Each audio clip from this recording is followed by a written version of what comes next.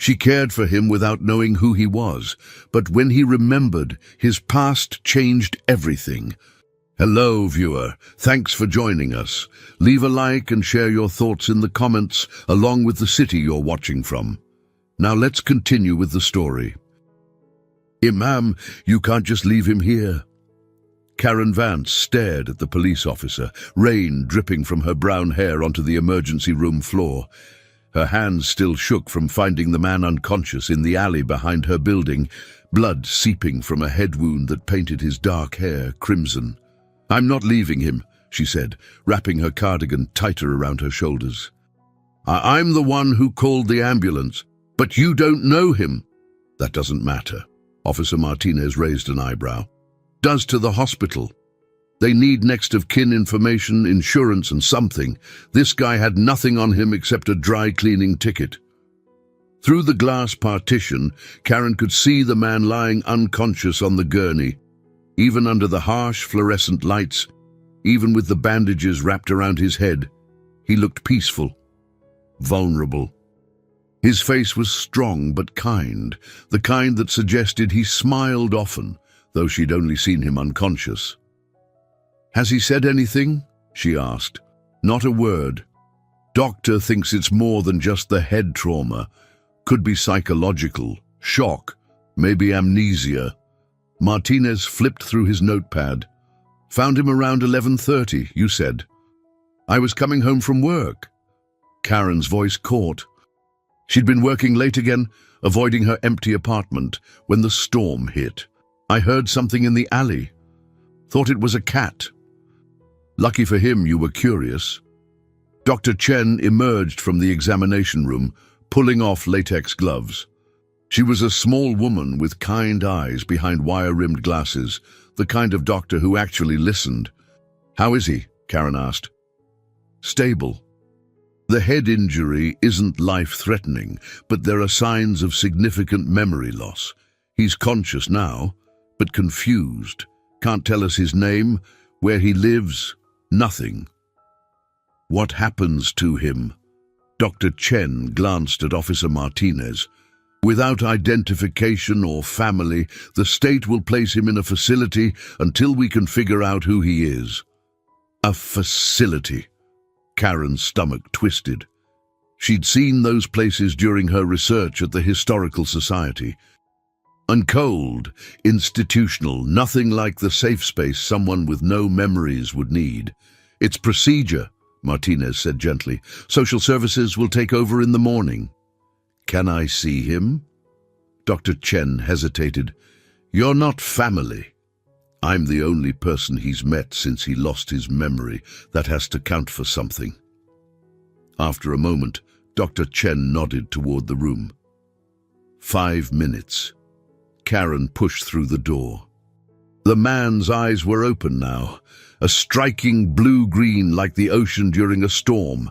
When he saw her, relief flickered across his features. You're the woman who found me, he said. His voice was deeper than she'd expected, with the faintest hint of an accent she couldn't place. How do you feel? Like I'm floating. Nothing feels real. He struggled to sit up. They said I don't remember anything, but that's not entirely true. Karen moved closer. What do you remember? Your voice. When you found me, you said everything would be okay. I remember believing you. The simple statement hit her harder than it should have. She studied his face, searching for some sign of recognition, some hint of who he might be, but there was only kindness and confusion. The police officer said you had a dry cleaning ticket, she said. He reached into the plastic bag containing his belongings and pulled out a crumpled piece of paper. J. Croft. That's all it says. So your name might be something starting with J. Maybe. Or maybe I just borrowed someone's jacket. He managed a weak smile. Not much to build a life on. It's a start. Dr. Chen knocked and entered. I'm sorry, but visiting hours are over. Mr. She paused, looking at the nameless man. Leo, Karen said suddenly. Both the doctor and the man looked at her. You remind me of someone I used to know named Leo. The man considered this. "Leo, I like it. It feels possible." "Mr. Leo, then," Dr. Chen said, "you need rest. The social worker will be here in the morning to discuss your options." As Karen turned to leave, Leo called out, "Will you come back?" She paused at the door. Every instinct told her to walk away, to return to her safe, predictable life. She'd perfected the art of caring from a distance, helping people through historical research rather than direct involvement. But something in his voice, in the way he'd said her reassurance was the only thing he remembered, made her turn around. "Yes," she heard herself say, "I'll come back." Walking through the hospital corridors toward the exit, Karen realized she'd just made a promise she wasn't sure she could keep. But for the first time in years, the prospect of tomorrow felt different. Uncertain, yes, but no longer empty. Outside, the storm had passed, leaving the Savannah streets clean and glistening under the streetlights. Karen arrived at Savannah Memorial at 8:15 with coffee and a breakfast sandwich she'd picked up from the Collins Quarter. She'd barely slept, her mind cycling through images of Leo's confused eyes and the cold reality of state facilities. The social worker was already there when she entered Leo's room, a tired-looking woman in her 50s with a clipboard and the expression of someone who'd seen too much. "Ms. Patterson," the woman introduced herself. "I understand you're the one who found our John Doe. His name is Leo," Karen said, surprised by the firmness in her own voice. "That's what he told me, though legally, without proper identification, he remains unnamed." "Ms. Patterson consulted her notes. "The state facility in Atlanta has an opening. It's not ideal, but it's what we have available." Leo sat quietly on the bed's edge, dressed in hospital scrubs that made him look younger than his apparent 40 years. "How long would I be there?" "Until we determine your identity or you recover your memory. Could be weeks, could be years." The casual way she said years made Karen's chest tighten. She could picture him in some sterile institutional setting, his gentle nature slowly wearing away under fluorescent lights and institutional routines. "What about private care?" Karen asked. Ms. Patterson looked surprised. "Are you offering?" The question hung in the air. Karen stared at Leo, who was watching her with something that might have been hope. She thought about her apartment with its extra bedroom that served as storage for her research materials. She thought about her orderly life, her careful routines, and how introducing a man with no memory would shatter all of it. "I could take him home temporarily," she heard herself say, "until he remembers something or we find his family." "Ms. Vance," Dr. Chen interrupted from the doorway, "that's incredibly generous, but caring for someone with amnesia isn't simple. There could be psychological complications, behavioral issues. We don't know anything about his past, which is exactly why he shouldn't be warehoused in some facility," Karen replied. Leo stood up slowly. "I don't want to be a burden. If the state place is what's available." "You'd hate it there," Karen said quickly. You seem like someone who needs space to think, to figure things out, not institutional schedules and group therapy sessions with strangers." Ms. Patterson was already shaking her head. "There are procedures, background checks, home evaluations. This isn't like taking in a stray cat." "How long would all that take?" "Minimum 2 weeks, probably longer." Karen looked at Leo again. 2 weeks in the system could break something in him that might never heal. She'd spent her career studying how people survive trauma and displacement. The successful ones always had someone who believed in their recovery. "Okay, what if I sign as his temporary guardian?" she asked, "just until the paperwork gets sorted out." Dr. Chen frowned. "That's highly irregular." "But not impossible." After a long pause, Dr. Chen admitted, "Not impossible. but you'd be responsible for his medical follow-ups, any incidents, and ensuring he's available for questioning if the police need him." "I can do that." Leo stepped forward. "You don't even know me. What if I'm dangerous? What if I did something terrible and that's why I can't remember?" Karen studied his face, the worry lines around his eyes, the way he held his hands carefully at his sides as if afraid of taking up too much space. "Are you dangerous?" "I don't feel dangerous, but what if? Then we'll deal with it when it happens." The certainty in her voice surprised even her. Everyone deserves a chance to figure out who they are, not who they might have been. "Ms. Patterson sighed heavily. "I'll need references, a home inspection, medical insurance verification. I have good insurance through the Historical Society. My apartment is clean and safe. I can provide references." 3 hours of paperwork later, Karen found herself walking through the automatic doors of Savannah Memorial with Leo beside her. He moved carefully, as if testing each step, taking in the morning sun and the Spanish moss, draping the oak trees like he was seeing the world for the first time. "Thank you," he said as they reached her car. "I know this is crazy for you." Karen unlocked the passenger door. "It is crazy. I don't do impulsive things. I plan everything, research everything, think everything through twice." "So why did you do it?" She paused, keys in hand, considering the question. "Because sometimes the right thing to do is also the scary thing to do, and I've been playing it safe for too long." As they drove through Savannah's historic district toward her apartment on Jones Street, Karen realized she'd just upended her entire life for a man whose real name she didn't even know. The strangest part was how right it felt. Karen's apartment had never felt smaller than when she opened the door with Leo standing behind her.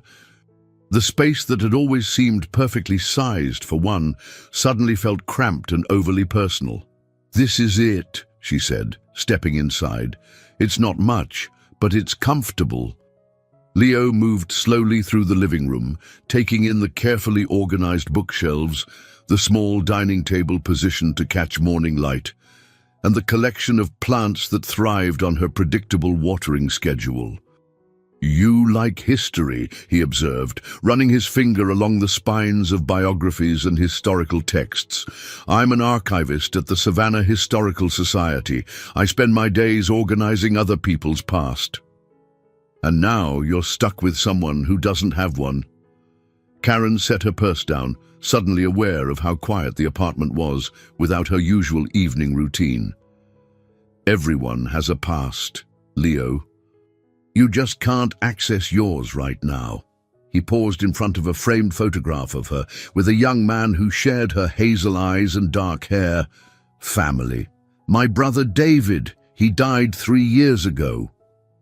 "I'm sorry." The simple condolence, offered without prying questions, made her throat tighten. Most people wanted details. How, when, why, as if tragedy were a puzzle to be solved, rather than a wound to be respected. "And let me show you the spare room," she said, deflecting from the familiar pain. The room was cramped with file boxes and research materials, but the twin bed was clear and the window faced the courtyard. Leo stood in the doorway, as if afraid to enter. "I can move the boxes," Karen said. "Make it more livable." "You don't have to. I'm grateful for anywhere safe to sleep." Something in his tone made her look at him more carefully. He held himself like someone accustomed to taking up minimal space, to being grateful rather than entitled. "When's the last time you felt safe?" she asked. He was quiet for a long moment. "I can't remember feeling unsafe, but I also can't remember feeling safe. It's like existing in neutral." Karen began moving boxes from the dresser. "We'll get you some clothes tomorrow. For tonight, I think I have some of David's things that might fit." "You don't have to." "Leo," she turned to face him, "stop apologizing for existing. You're here now, and that means we figure out how to make it work." An hour later, they sat at her small dining table with takeout from Huey's Southern Cafe. Leo had changed into one of David's old button-down shirts and a pair of jeans that were close enough to his size. Watching him wear her brother's clothes should have been painful, but instead it felt oddly comforting, as if David's things were being useful again. "Tell me about your work," Leo said, picking at his fried green tomatoes. "I catalogue and preserve documents, letters, diaries, photographs. I help people research their family histories, sometimes assist with legal cases involving property disputes or inheritance claims." "So you piece together stories from fragments." "Exactly. Think you could piece together mine?" Karen had been wondering the same thing since she'd signed the temporary guardianship papers. "We could try, starting with that dry cleaning ticket." Leo pulled the crumpled paper from his pocket. "J. Croft. That's it. It's more than nothing. Tomorrow I can start checking records, missing persons reports, local newspapers, hospital admissions. Someone, somewhere, is probably looking for you." The thought seemed to both reassure and worry him. What if they're not? What if I disappeared on purpose? Then we'll figure out why. They ate in comfortable silence, the kind that felt natural rather than awkward. Outside, evening settled over Jones Street with the soft sounds of tourists returning from dinner and locals walking their dogs. "Karen," Leo said finally, "why did you really bring me here? The truth." She considered lying, offering some sanitized version about civic duty or Christian charity. Instead, she found herself being honest. "Because when I found you, you looked the way I felt after David died. Lost. Like you'd been dropped into a world that didn't make sense anymore." She met his eyes. "I know what it's like to feel like you don't belong in your own life." Leo nodded slowly. "And you thought maybe we could figure it out together." Something like that. Later, as she listened to him moving quietly in the spare room, Karen realized she'd just admitted something to a stranger that she'd never told anyone else. For 3 years, she'd been sleepwalking through her own existence, and somehow this man with no memory had made her feel awake again. The irony wasn't lost on her. She'd brought him home to help him find himself. But maybe she was the one who needed finding. Karen woke to the smell of coffee and the sound of someone moving carefully in her kitchen. For a moment, disorientation clouded her thoughts. She lived alone, had lived alone for years, before she remembered. Leo stood at her counter, dressed in yesterday's borrowed clothes, pouring coffee into 2 mugs. He'd found her good cups, not the chipped ones she usually used. "I hope you don't mind," he said, noticing her in the doorway. "I've been awake since 5. Felt wrong to just lie there." "You made coffee?" "Muscle memory, I think. My hands knew what to do, even though my brain doesn't remember learning." Karen accepted the mug he offered.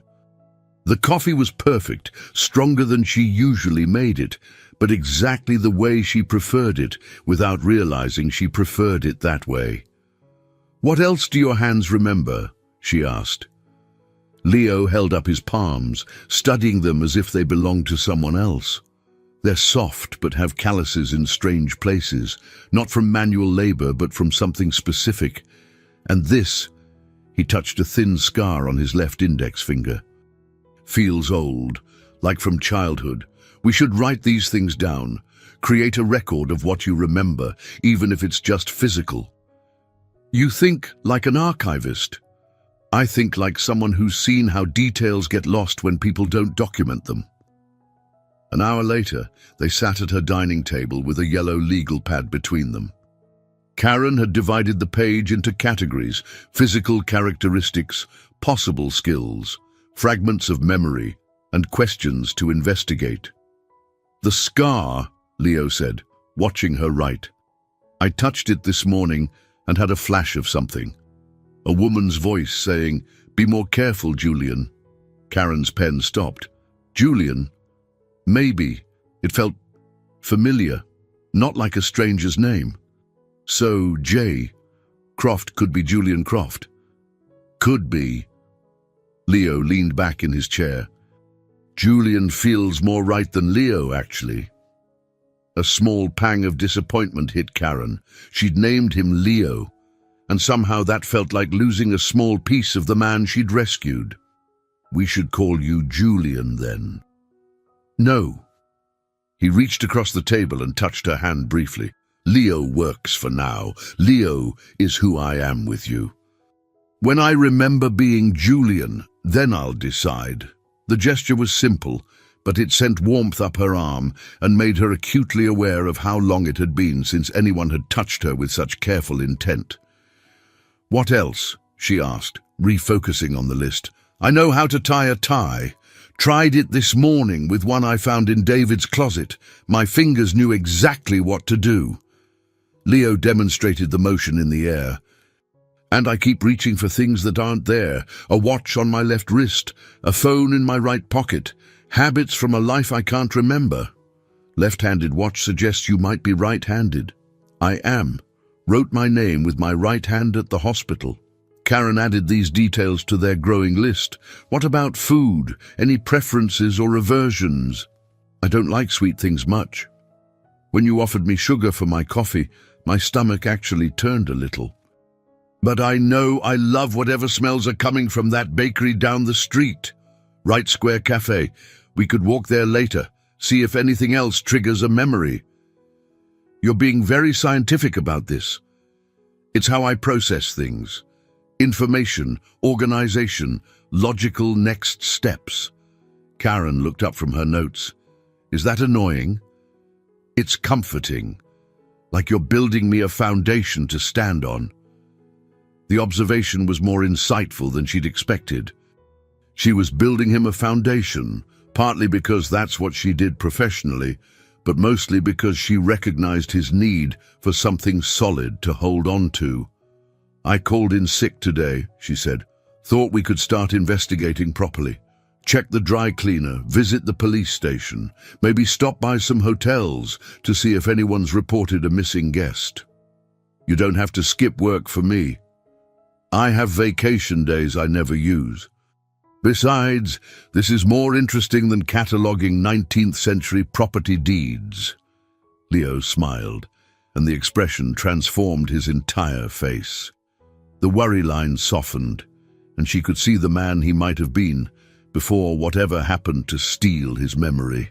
What? He asked, noticing her staring. You have a nice smile. You should use it more often. Hard to smile when you don't know if you have anything to smile about. You're alive, you're safe, and you make excellent coffee. That's 3 things right there. Leo laughed, a genuine sound that filled her quiet apartment with life. When you put it that way, maybe I do have reasons to smile. Looking at their makeshift detective work spread across her dining table, Karen realized that for the first time in 3 years, she was excited about something. Not just content or professionally satisfied, but actually excited. Maybe she was building him a foundation, but he was giving her something too, a reason to feel useful in a way that mattered. The dry cleaner on Bull Street was tucked between a vintage boutique and a coffee shop, the kind of place that had been there so long it was invisible to most people. Karen and Leo stood outside, studying the faded sign, Perfect Press Cleaners since 1987. Anything feel familiar? Karen asked. Leo shook his head. Nothing, but let's see what they know about J. Croft. The bell chimed as they entered. Behind the counter, an elderly Korean woman looked up from a pile of shirts. Her face brightened when she saw Leo. You came back, she said. I was worried when you didn't pick up your suit. Karen and Leo exchanged glances. You know him? Karen asked. Of course I know Julian. He's been coming here for months. The woman's smile faded as she took in Leo's confused expression. Are you okay? You look different. Mrs. Leo prompted gently. Kim. Mrs. Kim. Julian. What's wrong? You always remember my name. Leo's face went pale. I was in an accident. I don't remember much of anything right now. Mrs. Kim's hand flew to her mouth. Oh no, that explains why you didn't come for your suit. I kept it for you. She disappeared into the back and returned with a garment bag. Dry cleaning only, you always said. Very particular about this suit. Karen unzipped the bag to reveal an expensive-looking charcoal grey suit with subtle pinstripes. The label inside read, Brooks Brothers, and the size confirmed what they'd already guessed. Leo was roughly 6 feet tall with an athletic build.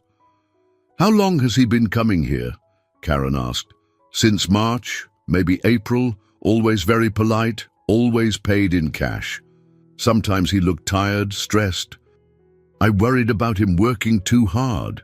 Did he ever mention where he worked? Leo asked. Mrs. Kim thought for a moment.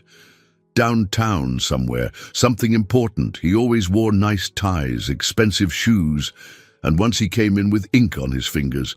I asked if he was a writer, and he laughed and said something about dealing with too many signatures. Outside the dry cleaner, Leo sat heavily on a bench in Wright Square. Months, he said. I've been in Savannah for months, and I don't remember any of it. But it's something, Karen said, sitting beside him. You had a routine here, a life, even if it was temporary. What kind of life requires expensive suits and cash payments for dry cleaning? The question hung between them. Karen could think of several possibilities, not all of them reassuring. Let's focus on what we know, she said. You're well dressed, particular about your appearance, likely work in an office downtown, and you've been here since spring. That's more than we had this morning. Leo fingered the fabric of the suit. This is a $2,000 suit, Karen. I know that without knowing how I know it. What if I'm someone you wouldn't want to help if you knew the truth? What if you're someone who deserves help, regardless of what you did or didn't do? You have a lot of faith in a stranger. I have faith in the person who's been staying in my apartment, the one who makes perfect coffee and asked permission before touching anything. The one who worries more about being a burden than about his own situation. Leo was quiet for a long moment, watching tourists take photos of the monument at the center of the square. What happens when my memory comes back and I'm not that person anymore? The question hit Karen harder than she expected. She'd been so focused on helping him find his past that she hadn't considered what would happen when he did. Well, then we'll deal with whoever you really are. And if you don't like who I really am? Karen looked at him, really looked. His face was kind but strong, the face of someone who made difficult decisions but didn't take them lightly. There were lines around his eyes that suggested he smiled often, and his hands, though soft, bore the small scars of someone who'd lived fully. I think, she said carefully, that who you really are is already showing. Amnesia doesn't change your fundamental character, Leo. It just strips away the context. You sound very sure of that. I've spent years studying how people respond to trauma and displacement. The core personality usually remains intact. Leo smiled ruefully. So you're saying I'm stuck being decent? Worse things to be stuck with. As they walked back toward her apartment, the suit bag draped over Leo's arm, Karen realized something had shifted between them. The careful politeness of strangers had given way to something more comfortable, more real. Karen, Leo said, as they turned onto Jones Street. Thank you, not just for today, but for treating this like it matters. Like I matter. You do matter. Even without knowing who I am? Especially without knowing who you were. 3 days later, Karen found herself breaking one of her oldest rules. She brought Leo to work with her. The Savannah Historical Society occupied a beautiful antebellum mansion on Whitaker Street, its columns and wraparound porches making it look more like a private home than a research facility. Karen had always loved the quiet dignity of the place, the way it held centuries of stories within its walls. "This is incredible," Leo said, running his hand along the polished banister as they climbed to the second floor. "How old is the building?" "Built in 1859. "We've been here since 1975. Karen unlocked her office door. "I thought you might enjoy seeing what I do, and maybe looking through missing persons records might trigger something." Her office was a perfect reflection of her personality. Organized, efficient but warm, books lined two walls, filing cabinets occupied a third, and her desk faced a window overlooking the society's garden. "This is your world," Leo observed, settling into the chair across from her desk. "I'm part of it, the safe part." "What's the unsafe part?" Karen powered up her computer, suddenly aware of how revealing the question was. "Everything else, I suppose. Relationships, spontaneous decisions, letting people matter too much. Like bringing strange men home from hospitals." "Exactly like that." Leo leaned forward. "Do you regret it?" The question was simple, but Karen found herself really considering it. Did she regret the way her orderly life had been upended, the way she caught herself listening for his movements in the morning, looking forward to their evening conversations? "No," she said, surprised by how certain she sounded. "I don't regret it." "Good, because I was about to feel really guilty about disrupting your safe world." Karen pulled up the missing persons database. "Let's see if we can find Julian Croft." They spent the next hour scrolling through reports, but nothing matched Leo's description or time frame. Karen expanded the search to neighboring states, then national databases. "Nothing," she said finally. "Either no one's reported you missing, or you're not from around here originally. Or I told people I was going away." The observation was astute and slightly troubling. "You think you planned to disappear?" "I don't know, but if I've been in Savannah since March and no one's looking for me, that suggests either I have no one who would miss me, or I told them not to worry." Mrs. Albright appeared in the doorway, her silver hair perfectly coiffed and her expression curious. "Karen, dear, who's your friend?" "Mrs. Albright, this is Leo." "Leo, my supervisor, Mrs. Albright." Leo stood and extended his hand with the kind of natural politeness that suggested good breeding. "Pleasure to meet you, ma'am." "Such lovely manners," Mrs. Albright said, clearly charmed. "Are you interested in history, Leo?" "More interested in uncovering it, actually. I'm helping Karen with some research." "How wonderful. Perhaps you'd like to see our archives." "We have some fascinating collections." An hour later, they stood in the climate-controlled basement where the society's most precious documents were stored. Leo moved through the space like someone comfortable with valuable things, his hands respectful but confident as he examined 19th century photographs and letters. "This is beautiful," he said, studying a daguerreotype of a Civil War-era family. "Oh, the detail is incredible. You seem to know something about photography," Mrs. Albright observed. Leo paused, his hand halfway to another photograph. Yes, I think I do. The composition, the lighting techniques, it's familiar." "Professional knowledge?" Karen asked. "Maybe, or maybe just personal interest." Leo's voice carried frustration. "It's like trying to remember a dream. I know these things, but I can't access why or how." Mrs. Albright patted his arm kindly. "Memory is a strange thing, dear. Sometimes the harder we try to force it, the more elusive it becomes." "You sound like you speak from experience." "My late husband had early-stage dementia before he passed. He used to say that forgetting wasn't about losing information. It was about losing the connections between pieces of information. Perhaps your connections will rebuild themselves given time." Walking back to Karen's office, Leo was quiet and thoughtful. "What are you thinking?" she asked. "That maybe forgetting isn't entirely bad. I can't remember pain or disappointment or mistakes. I can't remember being hurt or hurting someone else. There's something freeing about starting fresh. But you also can't remember joy, love, accomplishments, all the good things that made you who you are. Maybe who I was isn't who I'm supposed to be going forward. Karen stopped walking. What do you mean? Maybe this happened for a reason. Maybe I needed to lose everything to find something better. Looking at him in the soft afternoon light, filtering through the mansion's tall windows, Karen realized she understood exactly what he meant.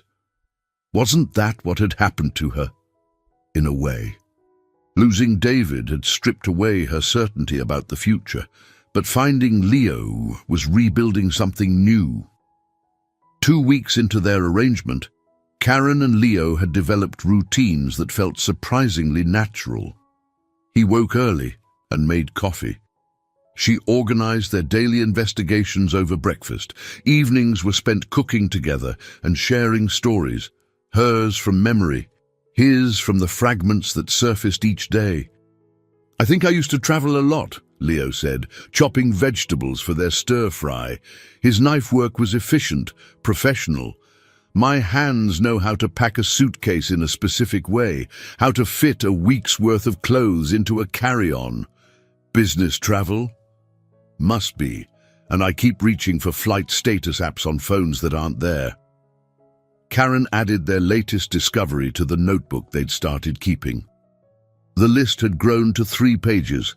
Julian Croft, expensive suits, comfortable with valuable objects, possible photography knowledge, frequent traveler, prefers cash transactions, dislikes sweet foods, natural leadership qualities. We're building a profile, she said, piece by piece. Like archaeological reconstruction, building a person from pottery shards and tools. The metaphor was apt and slightly unsettling. Karen had spent her career reconstructing the past from fragments, but she'd never tried to rebuild a living person's identity. Can I ask you something? Leo said, setting down his knife. Of course. Why haven't you ever been married? The question caught her off guard. Who says I haven't? No pictures of a wedding, no ring marks on your finger, and you live like someone who's never had to accommodate another person's preferences. His observation was uncomfortably accurate. I was engaged once, right after college. What happened? Karen busied herself with seasoning the rice. David was diagnosed with leukemia. I spent 2 years taking care of him, going to treatments, essentially putting my life on hold. Michael, my fiancé, said he understood, but eventually he got tired of competing with my family obligations. He left. He gave me an ultimatum. David or him. She turned to face Leo. Not exactly a difficult choice. And after David died, I realized I was better at loving people from a distance. Safer for everyone involved. Leo moved closer, close enough that she could smell his aftershave, something expensive that must have been a habit from his forgotten life. You don't strike me as someone who plays it safe. You didn't know me before. I know you now. And the woman who brought a stranger home from the hospital, who's spending her vacation days playing detective, who cooks for someone she's known for 2 weeks, that's not someone who plays it safe. Karen felt heat rise in her cheeks. Maybe you bring out a different side of me. Good, because the careful, distant version sounds lonely? The moment stretched between them, charged with possibilities. Karen was acutely aware of how close he was standing, how easy it would be to close the space between them, but then the timer for the rice chimed, and the spell broke. So what about you? She asked, busying herself with serving their dinner. Do you think you were married in your previous life? Leo considered the question. I don't think so. I don't have a tan line from a wedding ring, and I don't feel attached, I guess. When I try to imagine someone missing me, worrying about me, I come up empty. That's sad. Or freeing. Maybe I was someone who didn't let people get close either. They ate in comfortable silence. the evening light casting long shadows across her small dining room. Outside, the sounds of Savannah's evening routine drifted through the windows, tourists heading to dinner, locals walking dogs, the distant music from the bars on River Street. "I have a confession," Leo said as they cleared the dishes. "Oh, I've been reading your books, the ones in the living room." "Which ones?" "The biography of Eleanor Roosevelt. She fascinates me," Karen smiled. "Why?" "She reinvented herself multiple times throughout her life, started as a shy, insecure young woman and became one of the most powerful advocates for human rights in history. She proved that who you start as doesn't determine who you end up being. You think there's hope for you yet? I think there's hope for both of us." The comment was casual, but it carried weight. Both of us. As if they were a unit now, facing uncertainty together rather than as individuals navigating separate challenges. Later, as Karen worked on organizing files for tomorrow's research session, she found herself listening to Leo moving around the apartment. He'd established his own evening routine, reading, light exercises he seemed to remember from some previous fitness regimen, and always checking that the door was locked before going to bed.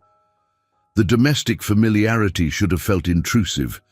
Instead, it felt like coming home to a life she hadn't known she wanted. When her phone rang at nearly 10 o'clock, she almost didn't answer. The caller ID showed a number she didn't recognize. "Hello?" "Karen Vance. This is Detective Morrison with Savannah Police. We may have some information about your house guest." Karen's hands shook as she hung up the phone. Detective Morrison wanted to meet tomorrow morning, and his tone had been carefully neutral in the way that suggested complications. "Leo," she called softly. He appeared in the living room doorway, wearing one of David's old t-shirts and looking concerned. "What's wrong? You're pale." "That was the police. They want to talk to us tomorrow about your case." Leo sat down heavily on her couch. "They found something.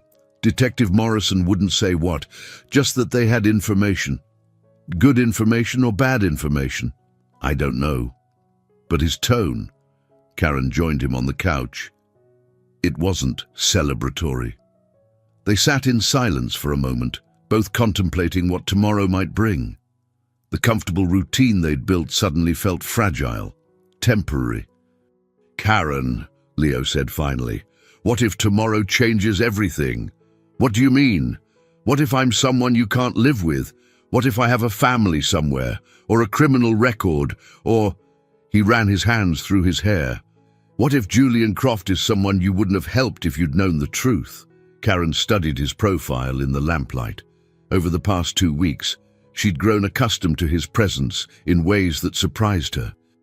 The way he hummed while making coffee, how he automatically handed her items from high shelves, the fact that he read her newspaper before she got to it, but always refolded it perfectly. "Do you want to know what I think?" she asked. "Always. I think you're afraid of the same thing I am, which is that this," she gestured between them, "whatever this is, will end tomorrow." Leo turned to face her fully. "And what is this, exactly?" The question hung in the air between them. Karen could give him the safe answer: friendship, temporary companionship, civic duty. Or she could tell him the truth that had been growing inside her chest for days. "I think you know," she said quietly. "I want to hear you say it. I care about you. More than I should, more than is smart, more than I've cared about anyone since David died." The admission left her feeling exposed but oddly relieved. "And that terrifies me." Leo reached over and took her hand. His was warm, calloused in those mysterious places that spoke of a life she didn't know. "It terrifies me too, because you might remember someone else. Because I might not. Because maybe this feeling, this connection, maybe it's only possible because I don't remember who I was. What if Julian Croft was someone incapable of this kind of intimacy?" Karen interlaced their fingers. "What if he wasn't? What if losing your memory just stripped away whatever walls you'd built, and this is who you really are underneath? That's very optimistic. I'm not usually optimistic. Another way I've changed you. Another way we've changed each other. Leo leaned closer, and Karen could see the flecks of gold in his blue-green eyes. Can I tell you something that might sound crazy? Everything about this situation is crazy. I'm grateful it happened. Whatever brought me to that alley, whatever took my memory, I'm grateful because it led me to you. Leo, I know it's selfish. I know there are probably people somewhere who are worried about me, who deserve to know I'm alive. But these 2 weeks with you have felt more real than anything my body remembers from before. Karen's heart hammered against her ribs. What are you saying? I'm saying that tomorrow, no matter what we find out, I want you to know that this version of me, the one sitting in your living room right now, is completely and utterly falling for you. The declaration should have sent her running, should have triggered every self-protective instinct she'd carefully cultivated. Instead, it felt like coming home. Leo, she whispered, I know it's complicated. I know it's probably temporary. But I needed you to know. Karen looked at their joined hands, at this man who'd appeared in her life like a question mark, made flesh. What if tomorrow changes everything? Then we'll have had tonight. Is that enough? It has to be. Leo lifted their joined hands and pressed a soft kiss to her knuckles. The gesture was gentle, respectful, but it sent heat shooting up her arm and straight to her chest. Whatever Detective Morrison tells us tomorrow, Leo said, promise me you won't regret this, any of it. I can't promise that. Then promise me you'll try. Karen met his eyes, seeing hope and fear and something deeper that made her breath catch. I promise I'll try. Outside, Savannah settled into its late-night rhythm, unaware that 2 people were holding onto each other while their world prepared to shift on its axis. Detective Morrison was younger than Karen had expected, maybe 35, with tired eyes and the careful demeanor of someone who delivered difficult news regularly. They met in a conference room at the police station, the institutional fluorescent lighting making everyone look pale and anxious. Thank you for coming in, Morrison said, opening a thick file folder. I have to say, this case has taken some interesting turns. Leo sat beside Karen, his posture carefully controlled. What kind of turns? Well, for starters, Julian Croft isn't your real name. The words hit the room like a physical blow. Karen felt Leo stiffen beside her. I'm sorry, Leo said. The Julian Croft who owns the dry cleaning ticket lives in Charleston. We contacted him yesterday. He's been in Europe for the past month, visiting his daughter who's studying abroad. Morrison pulled out a photograph. This is the real Julian Croft. The photo showed a man in his 60s with silver hair and laugh lines. Nothing like Leo. So the ticket, Karen began. Probably picked up the wrong claim slip or grabbed someone else's by mistake. It happens more often than you'd think. Leo leaned back in his chair. So we're back to square one? Not exactly. Morrison turned a page in his file. Your fingerprints came back. Karen's heart stopped. Fingerprints? Standard procedure for unidentified persons. We run them through several databases. Morrison's expression grew more serious. Your real name is Julian Cross. You're a federal prosecutor from Chicago. The silence that followed was deafening. Karen stared at Leo, at Julian, trying to reconcile this new information with the man who'd been making her coffee for 2 weeks. Federal prosecutor, Julian repeated slowly, specialized in organized crime cases. You've been working a major case against the Torino crime family for the past 18 months. Morrison pulled out another document. You disappeared 3 weeks ago. Just stopped showing up to work. Didn't answer your phone. Your supervisor filed a missing person report. Disappeared how? Julian asked. That's where it gets complicated. Your car was found abandoned at O'Hare Airport, but there's no record of you boarding any flights. Your credit cards haven't been used. Your bank account untouched. It's like you just vanished." Karen found her voice. "What about family? Someone must be looking for him." Morrison hesitated. "There's a wife, Catherine Cross. She's been persistent in following up on the investigation." The word wife hit Karen like a physical blow. She felt the air leave her lungs and had to grip the edge of the table to steady herself. "A wife," Julian said flatly. "Married 8 years. No children. She identified your photograph immediately, said you'd been under a lot of stress lately because of the case you were working." Julian stood up abruptly and walked to the window overlooking the parking lot. His shoulders were tense, his hands clenched at his sides. "Does she know you found me?" he asked without turning around. "We contacted her yesterday. She's flying down this afternoon." Karen felt the room spinning. Wife. Flying down. This afternoon. All the words that meant her time with Julian was over. "Detective Morrison," she managed. "What exactly happened to him? How did he end up with amnesia in Savannah?" "That's still unclear. The head injury suggests he was attacked, but by whom and why?" Morrison shrugged. "Maybe when his memory returns, we'll have answers. And if it doesn't return, then we may never know." Julian turned back to face them. "Where is she staying?" "My wife." "The Bohemian Hotel. She'll be here around 4 o'clock." Karen checked her watch. It was 11:30. In 4.5 hours, Julian's real life would walk through the door and reclaim him.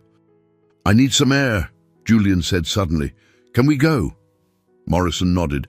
"Just make sure we can reach you. Mrs. Cross will want to see you as soon as possible."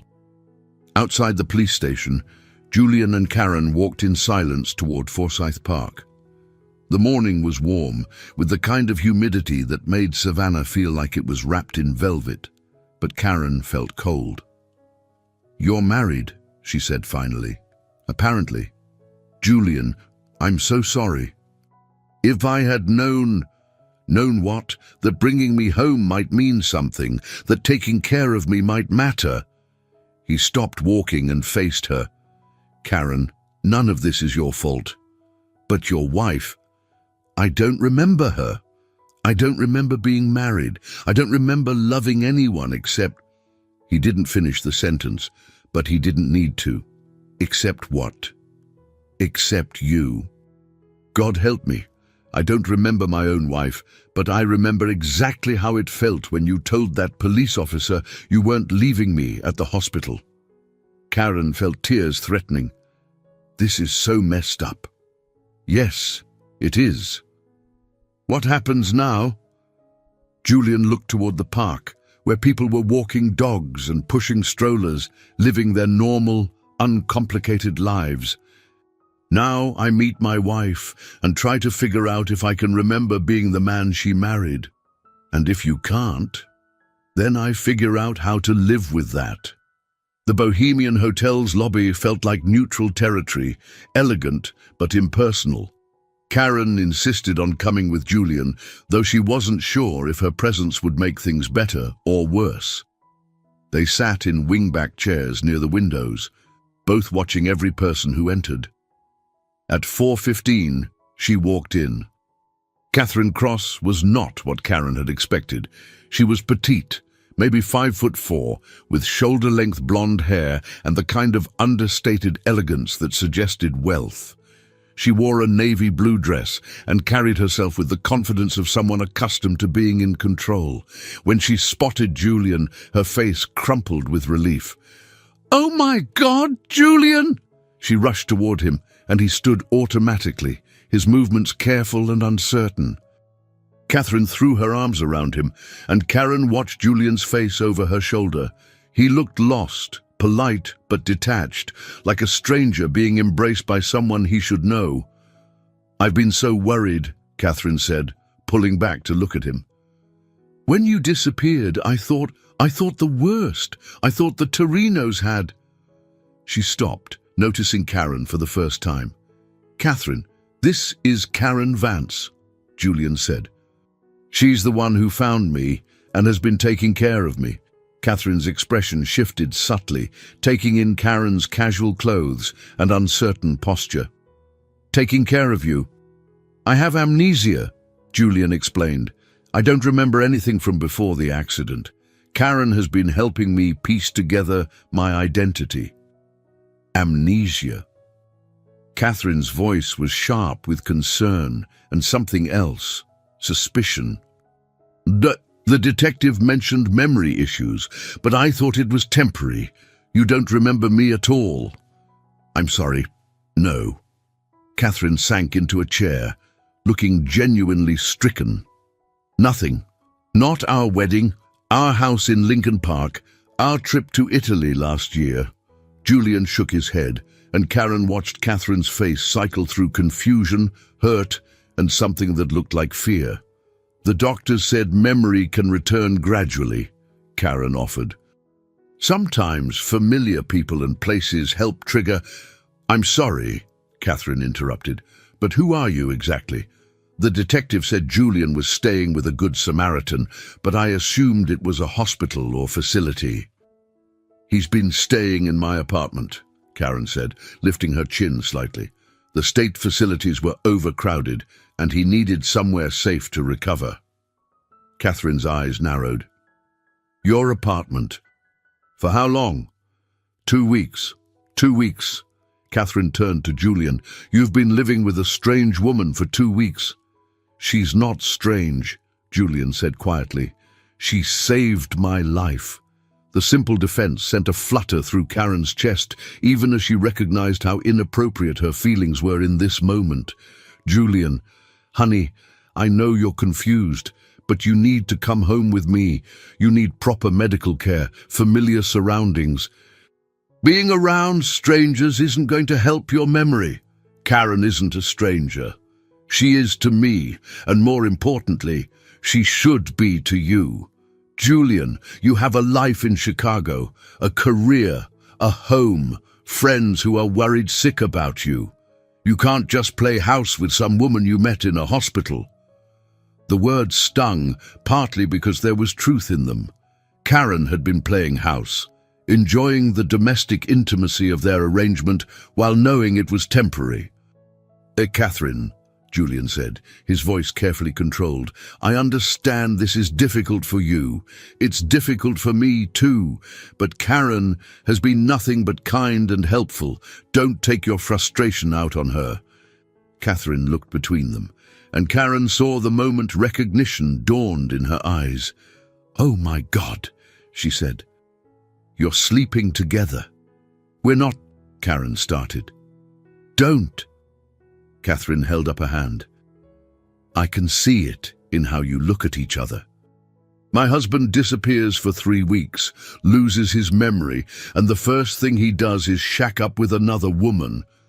"It's not like that," Julian said. "Isn't it?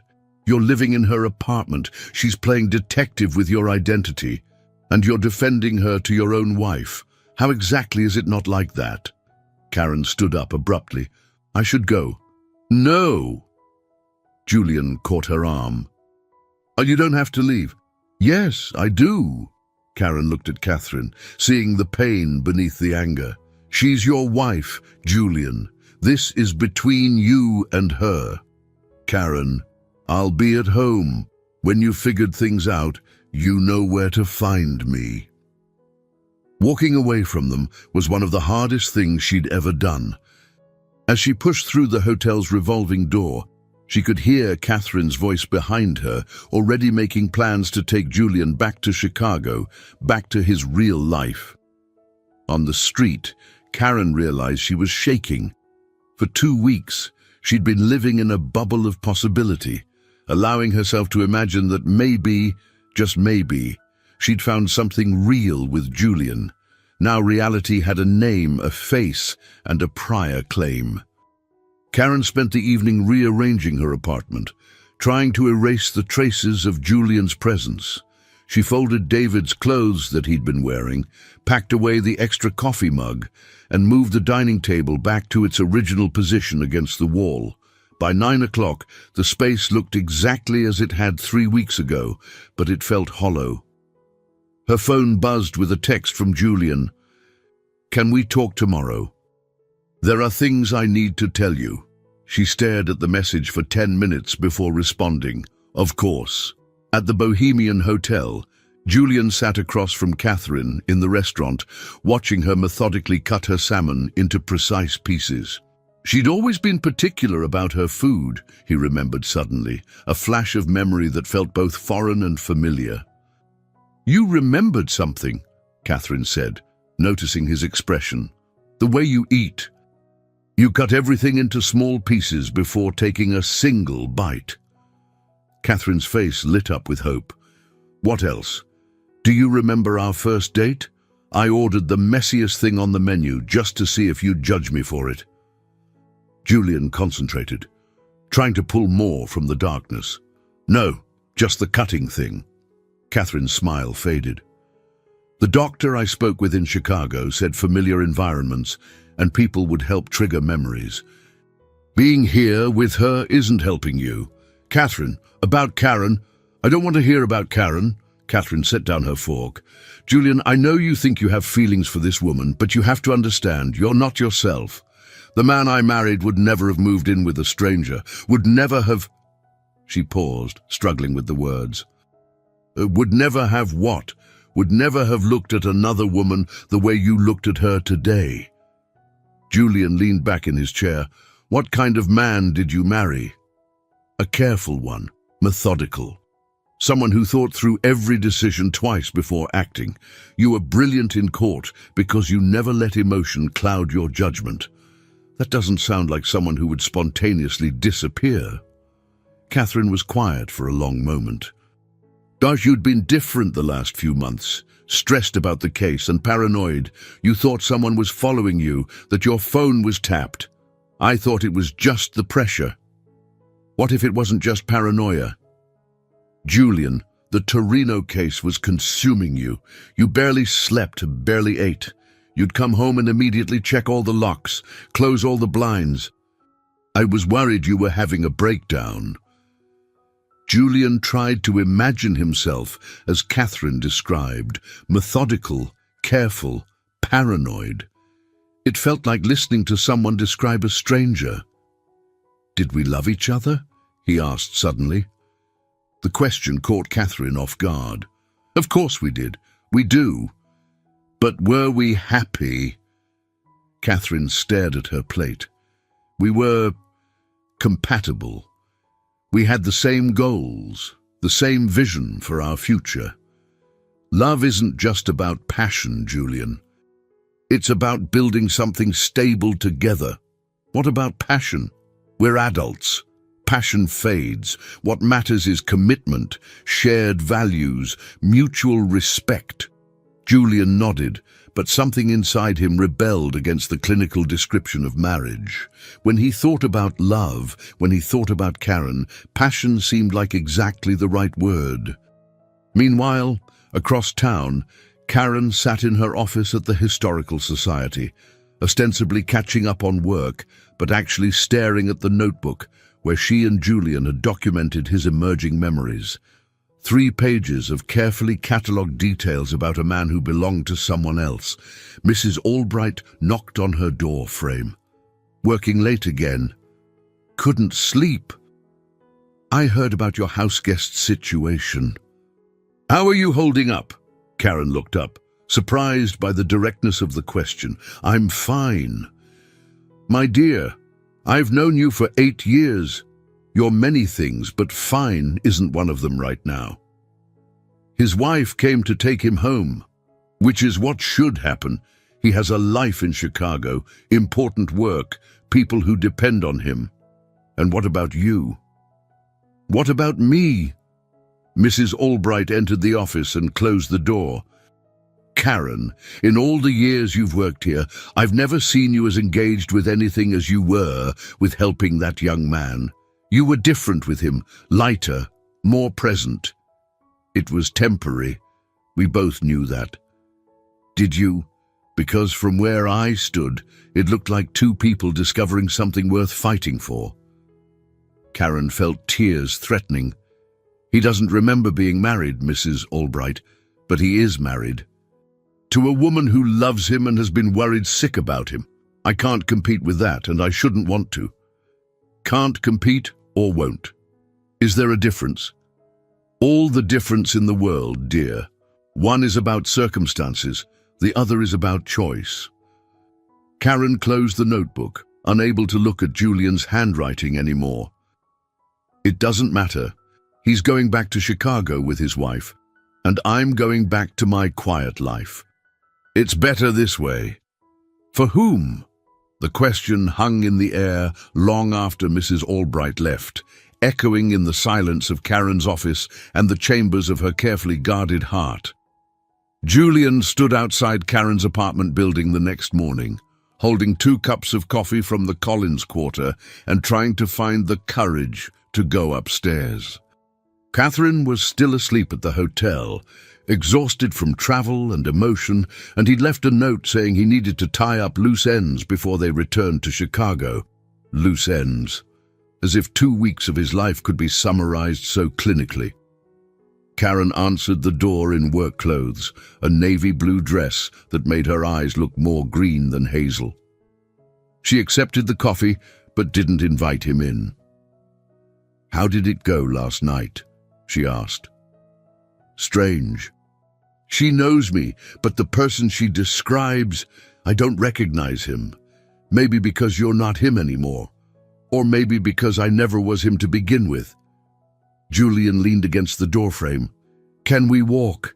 I need to move while we talk." They found themselves in Forsyth Park, following the same path they'd walked dozens of times over the past 2 weeks. But everything felt different now, charged with the knowledge that this might be their last time. "And Catherine thinks my memory will come back faster in Chicago," Julian said. "Familiar places, people who knew me before." "She's probably right. Karen, look at me." She stopped walking and turned to face him. The morning light caught the subtle gold highlights in her brown hair, and Julian felt the familiar tug of attraction that had been growing stronger every day. "I remembered something else last night," he said. "Bah, not about my past, but about the night you found me." "What do you mean?"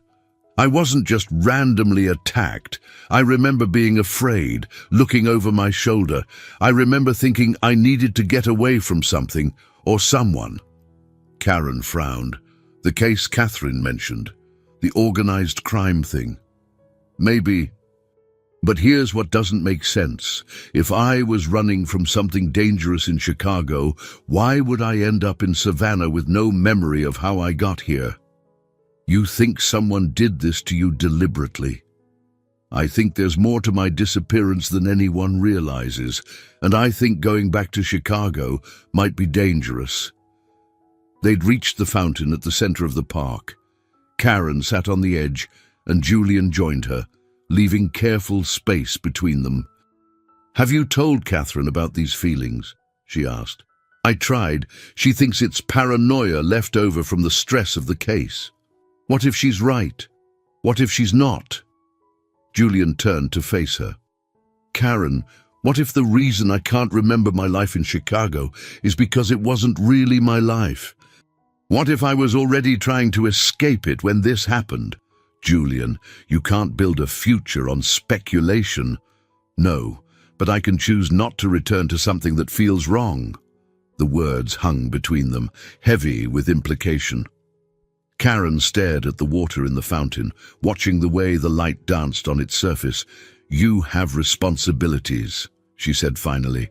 "A career that matters, cases that depend on you." "And what about my responsibility to myself? To figure out who I really am instead of just accepting who I was." "You're making this more complicated than it has to be." "Am I? Or are you making it simpler than it actually is?" Karen stood up abruptly. "Julian, stop, just stop." "Stop what?" Stop trying to make this into something it isn't. You have amnesia. You're confused and disoriented. And yes, maybe you've developed feelings for me because I represent safety and stability during a traumatic time. But that doesn't mean you should abandon your real life.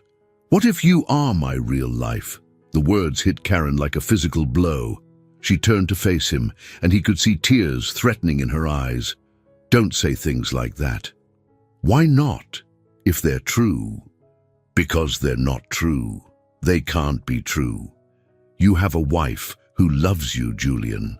A wife who's been worried sick, who flew across the country to bring you home. You can't just pretend she doesn't exist because you've developed feelings for someone else. And you can't just pretend what we have doesn't matter. What we have is temporary. It's been temporary from the beginning. Julian stood and moved closer to her. Has it? Because it doesn't feel temporary to me. It feels like the first real thing I've experienced since I lost my memory. Julian, please. I'm not asking you to make any decisions. I'm not asking you to choose me over what's right. I'm just asking you to admit that this matters, that these 2 weeks have mattered. Karen looked at him for a long moment, seeing the hope and desperation in his blue-green eyes. Finally, she whispered, "Of course they've mattered. Then help me figure out what to do." "I can't. This is your choice to make." "What if I don't want to make it alone?" Karen felt her resolve cracking. "Ooh, what are you asking me? I'm asking if you think what we have is worth fighting for, even if it's complicated and messy and probably impossible." Before she could answer, her phone rang. The caller ID showed Detective Morrison's number. "Detective," she answered. "Ms. Vance, we need to speak with Mr. Cross immediately. We've discovered some new information about his case." "Can you bring him to the station?" Karen looked at Julian, seeing her own apprehension reflected in his face. "We'll be right there." Detective Morrison looked like he hadn't slept since they'd last seen him. His desk was covered with files, photographs, and what appeared to be surveillance equipment. When Karen and Julian entered his office, he immediately closed his door. "Mr. Cross, I need to ask you some questions, and I need you to be completely honest with me." "Of course." "Do you remember anything about why you might have come to Savannah? Any connection to this city?" Julian shook his head. "Nothing specific. Though I've been having fragments of memories about being afraid, looking over my shoulder." Morrison pulled out a photograph. "Do you recognize this man?" The photo showed a heavy-set man in his 50s with dark hair and cold eyes. Julian stared at it, feeling something stir in the back of his mind, not recognition exactly, but unease. Maybe. He seems familiar, but I can't place him." "That's Vincent Torino, the head of the crime family you were prosecuting in Chicago." Karen felt a chill run down her spine. The case Catherine mentioned. Here's what we've discovered," Morrison continued. 3 days before you disappeared, the FBI intercepted communications suggesting there was a hit out on you. Your supervisor moved to put you in protective custody, but you refused. "Why would I refuse protection?" Julian asked. "According to your partner, you believed there was a leak in the FBI task force. You thought protective custody might make you more vulnerable, not less." Morrison opened another file. "Your credit cards show you purchased a bus ticket to Atlanta the day before you disappeared. From Atlanta, you paid cash for another ticket to Savannah." "So I came here deliberately," Julian said. "It appears so, but here's where it gets interesting." Morrison pulled out a hotel registration form. "You checked into a motel near the Greyhound station under the name Leo Vance." Karen's blood turned to ice. "Vance? That's my last name." "We think you researched potential safe houses or contacts in Savannah before you came here. Your internet history shows searches for historical societies, archives, and local genealogy experts. He was looking for me specifically, Karen whispered. Not you personally, but someone like you. Someone who worked with historical records, who might help someone disappear into a new identity. Julian stood up and began pacing. So I planned to disappear. I chose Savannah, chose the name Leo, and somehow targeted Karen's profession. That's our working theory, but something went wrong. Instead of making contact normally, you ended up beaten and unconscious in an alley. The Torinos found me, Julian said grimly. Possibly. Or you encountered local criminals while trying to establish your new identity. We may never know exactly what happened that night. Karen's mind was reeling. Detective Morrison, are you saying Julian deliberately chose to abandon his life in Chicago? I'm saying he was running from a credible death threat and was trying to disappear. Whether that was temporary or permanent, we don't know. Julian stopped pacing and looked at Karen. And I was already trying to escape before I lost my memory. But you also left your wife without explanation, Morrison added. Mrs. Cross filed the missing person report because she came home from a business trip to find you gone.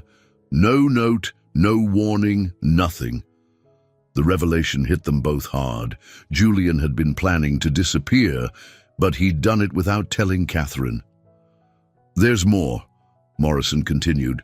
We've been in contact with the Chicago FBI office. Vincent Torino was arrested yesterday on unrelated charges.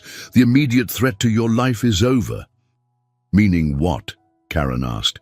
Meaning Mr. Cross is free to return to his life in Chicago without fear of retaliation. Julian sat down heavily.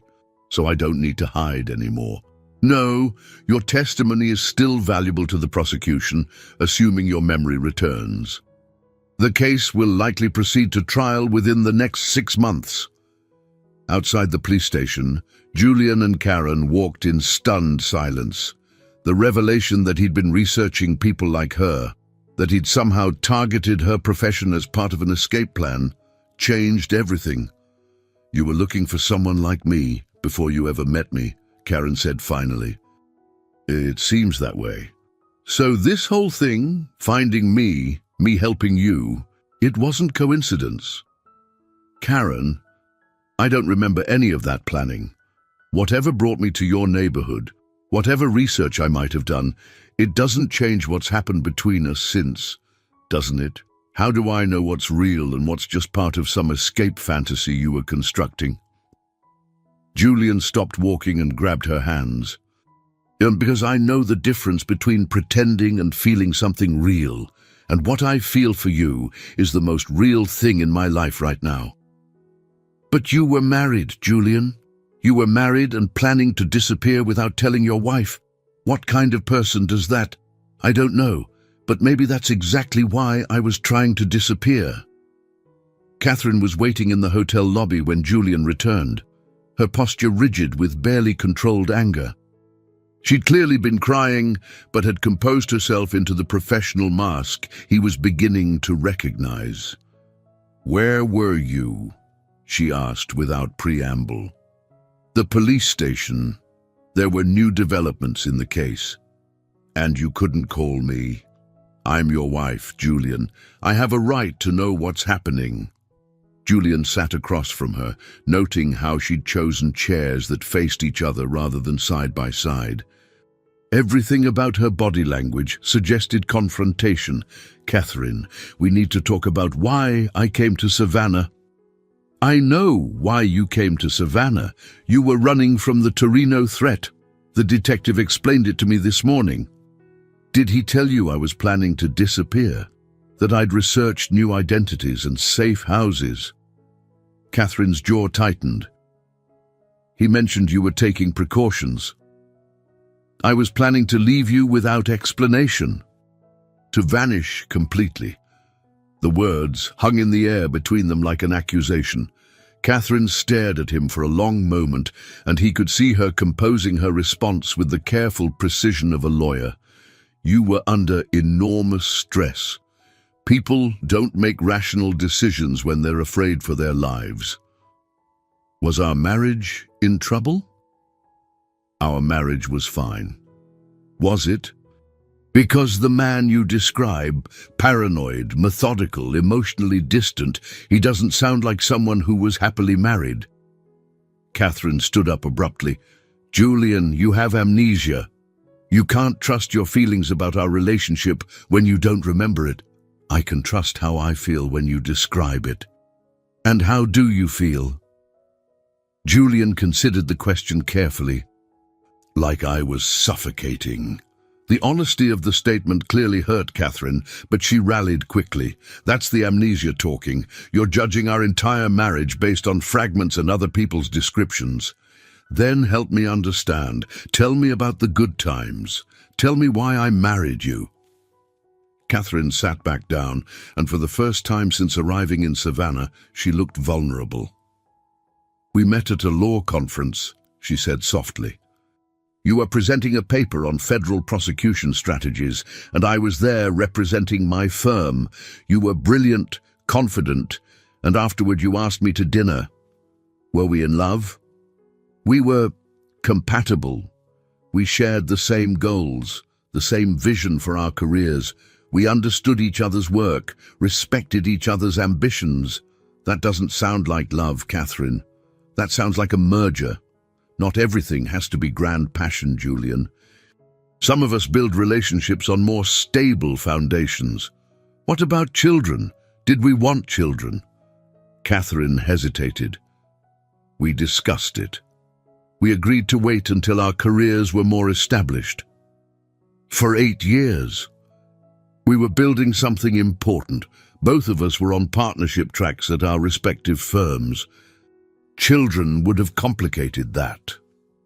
Julian tried to imagine the life Catherine was describing, carefully planned, professionally focused, emotionally controlled. It felt like watching someone else's movie. Catherine, can I ask you something directly? Of course. Are you in love with me, or are you in love with the life we built together? The question clearly caught her off guard. She was quiet for a long moment, and Julian could see her struggling with whether to give him the easy answer or the honest one. I love you, she said finally, maybe not in the fairy tale way you seem to be expecting, but in a real, adult way. I love the stability you provide, the way we challenge each other intellectually, the future we're building together. And if I said I wanted a different kind of future? What do you mean? What if I said I didn't want to go back to Chicago? What if I wanted to stay here and figure out who I am without the pressure of becoming who I was? Catherine's expression hardened. That's not an option, Julian. You have responsibilities. Cases depending on your testimony, colleagues counting on you, a life that dozens of people have invested in. And what about what I want? What you want right now is influenced by trauma and attachment to a woman you barely know. You're not thinking clearly. I'm thinking more clearly than I have since I woke up in that hospital. Catherine leaned forward. Julian, I'm flying back to Chicago tomorrow morning. I'd like you to come with me, and if I don't, then you're not the man I married. The ultimatum hung between them, stark and uncompromising. Julian realized that Catherine had come to Savannah not to help him recover, but to reclaim him, to fold him back into the life he'd been trying to escape. Catherine, he said gently, what if the man you married was already gone before I lost my memory? What if I was trying to disappear because I couldn't be him anymore? Then we'll find a way to fix that together. That's what marriage means. But as Julian looked at his wife's determined face, he realized they had very different definitions of what marriage should be. Karen spent the afternoon at the Savannah Historical Society, trying to lose herself in the familiar rhythm of cataloging documents. But her concentration was shattered when Mrs. Albright appeared with a visitor, a woman in her 40s with steel-grey hair and the bearing of someone accustomed to authority. Karen, this is Agent Sarah Chen from the FBI. She'd like to speak with you about Julian Cross. Agent Chen's handshake was firm, her eyes sharp and assessing. "Miss Vance, I understand you've been caring for Mr. Cross since his injury." "Yes, how can I help you?" "I'm part of the task force that's been working the Torino case with Mr. Cross. There are some things about his disappearance that don't add up, and I'm hoping you might provide some insight." They moved to Karen's office, where Agent Chen declined the offer of coffee and got straight to business. "Detective Morrison shared the basics with me, but I'd like to hear your perspective. How would you describe Julian's mental state over the past 2 weeks?" "Confused about his past, but emotionally stable, intelligent, kind, careful not to impose." "Why?" "Because the Julian Cross I worked with for 18 months was paranoid, obsessive, and increasingly isolated. The man you're describing sounds like a completely different person." Karen frowned. "People can change, especially after trauma." "They can, but usually not this dramatically." Agent Chen opened a file folder. "Ms. Vance, I need to share some information with you that might be difficult to hear." "What kind of information?" "Julian Cross's marriage was falling apart long before he disappeared. His wife filed for legal separation 6 months ago." The words hit Karen like a physical blow. Separation, but she said they were happily married. "Mrs. Cross has been telling people the separation was temporary, related to work stress. But according to the documentation, Julian had moved out of their shared home and was living in a downtown apartment." Karen's mind raced. Why would she lie about that? "Mrs. Cross is up for partner at her law firm. A messy divorce, followed by her husband's disappearance while fleeing from organized crime, wouldn't look good for someone seeking a partnership in corporate law. So she's here to protect her reputation, not because she loves him." "I can't speak to her motivations, but I can tell you that Julian Cross was already trying to rebuild his life before he came to Savannah. He'd been seeing a therapist, had consulted a divorce attorney, and had started liquidating some of his assets." Agent Chen pulled out another document. "This is the interesting part. 3 days before he disappeared, Julian contacted a private investigator about creating a new identity. He specifically asked about cities with strong historical preservation communities, because people in those communities would understand the importance of documenting personal histories." Exactly. He was looking for someone who could help him construct a believable past to go with his new identity. Someone like you.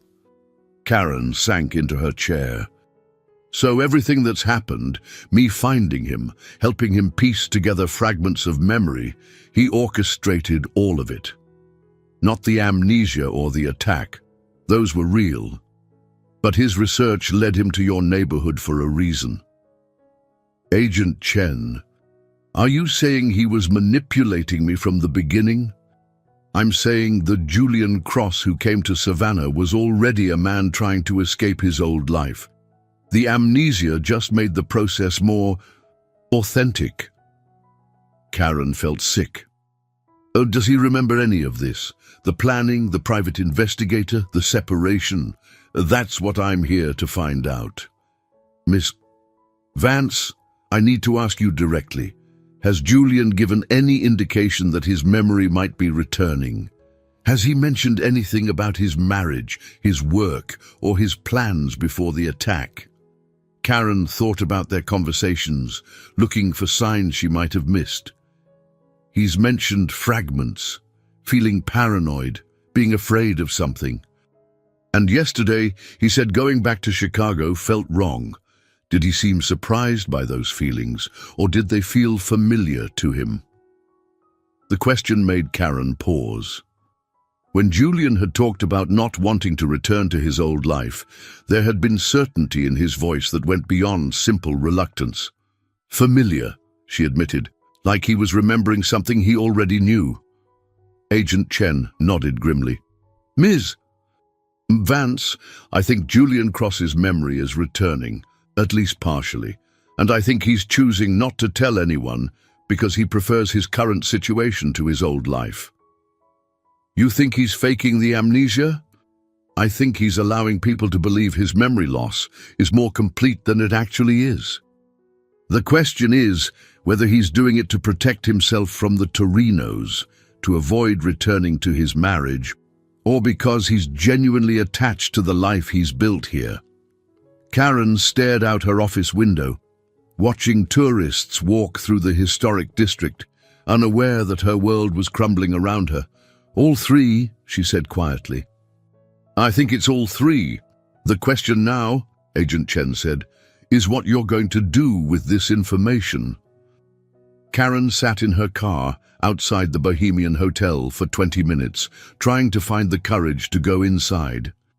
Agent Chen's revelations had shattered her understanding of everything that had happened over the past 2 weeks.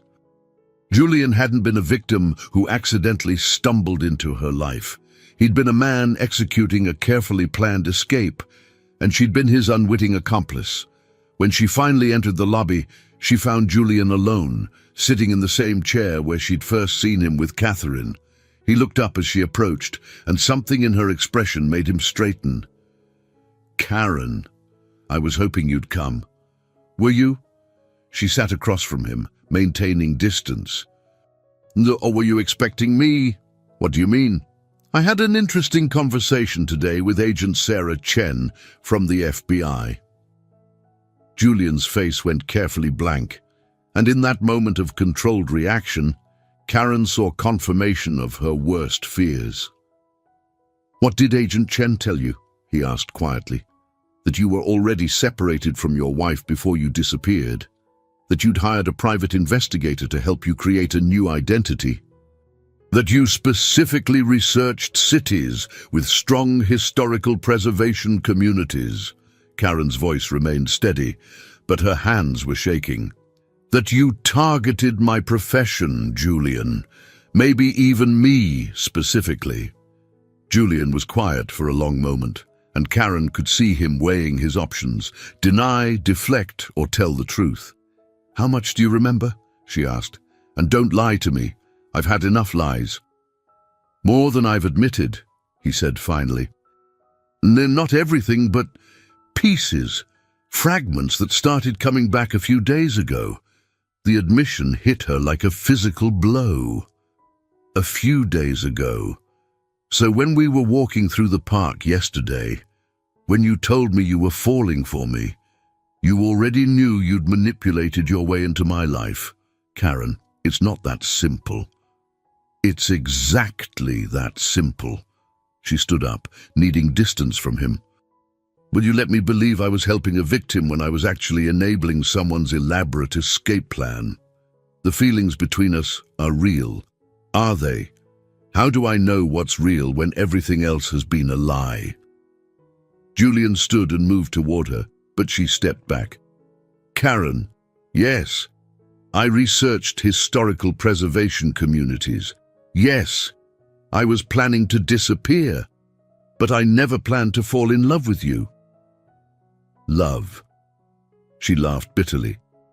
But you don't even know what that word means. You were married for 8 years and let your wife think you were happily together while you were planning to vanish. My marriage was over long before I left Chicago. Catherine and I were living separate lives, sleeping in separate bedrooms, going through the motions, because divorce would have been inconvenient for both our careers. Then why didn't you just divorce her like a normal person? Because Catherine would have fought it. She would have made it ugly and public, and that kind of attention would have made me more vulnerable to the Torinos. Julian ran his hands through his hair. Karen, I was trapped.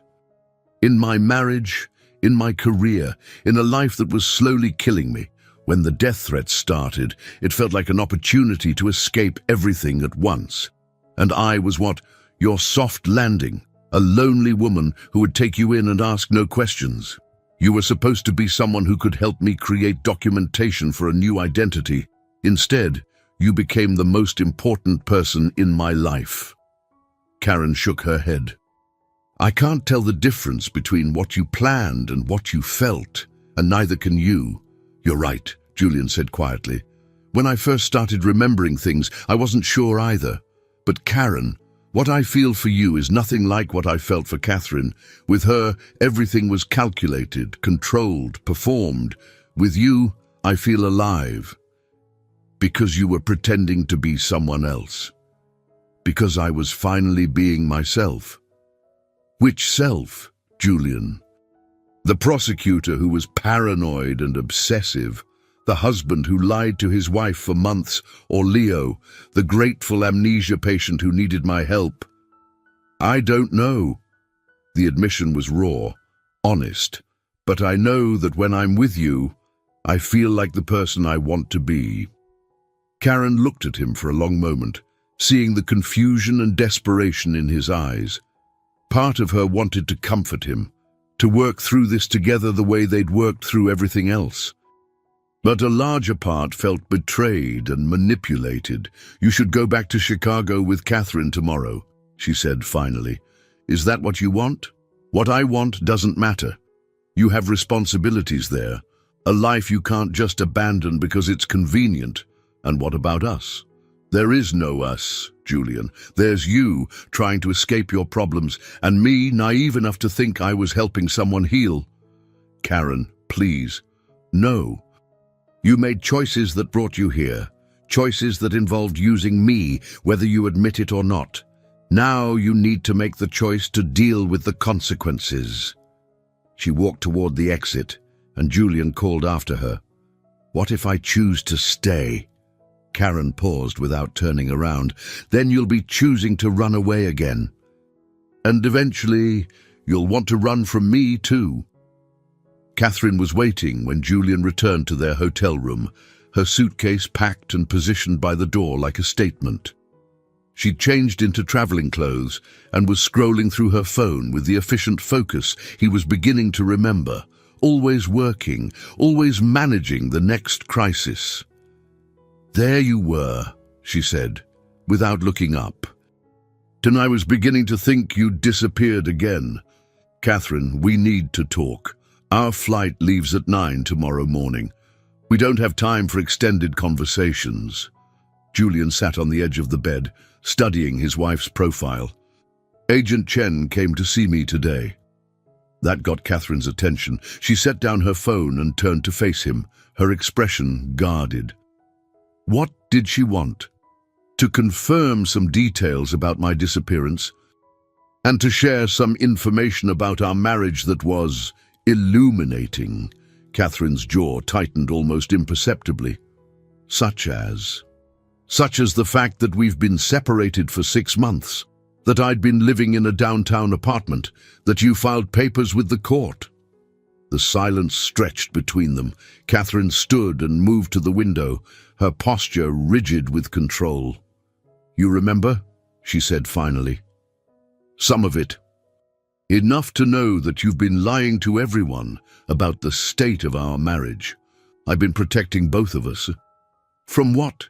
Catherine turned to face him. Do you have any idea what it would do to my partnership chances if the firm knew my husband had abandoned me to flee from organized crime? Do you know how that would look? So this isn't about love or concern for my safety. It's about your career. My career supports both of us, Julian. Your federal prosecutor's salary barely covers your student loans. The casual dismissal of his work stung, partly because he was beginning to remember how often she'd made similar comments. Is that why you married me? He asked. Because I was safe. Because I wouldn't interfere with your ambitions. I married you because we were compatible. Because we wanted the same things.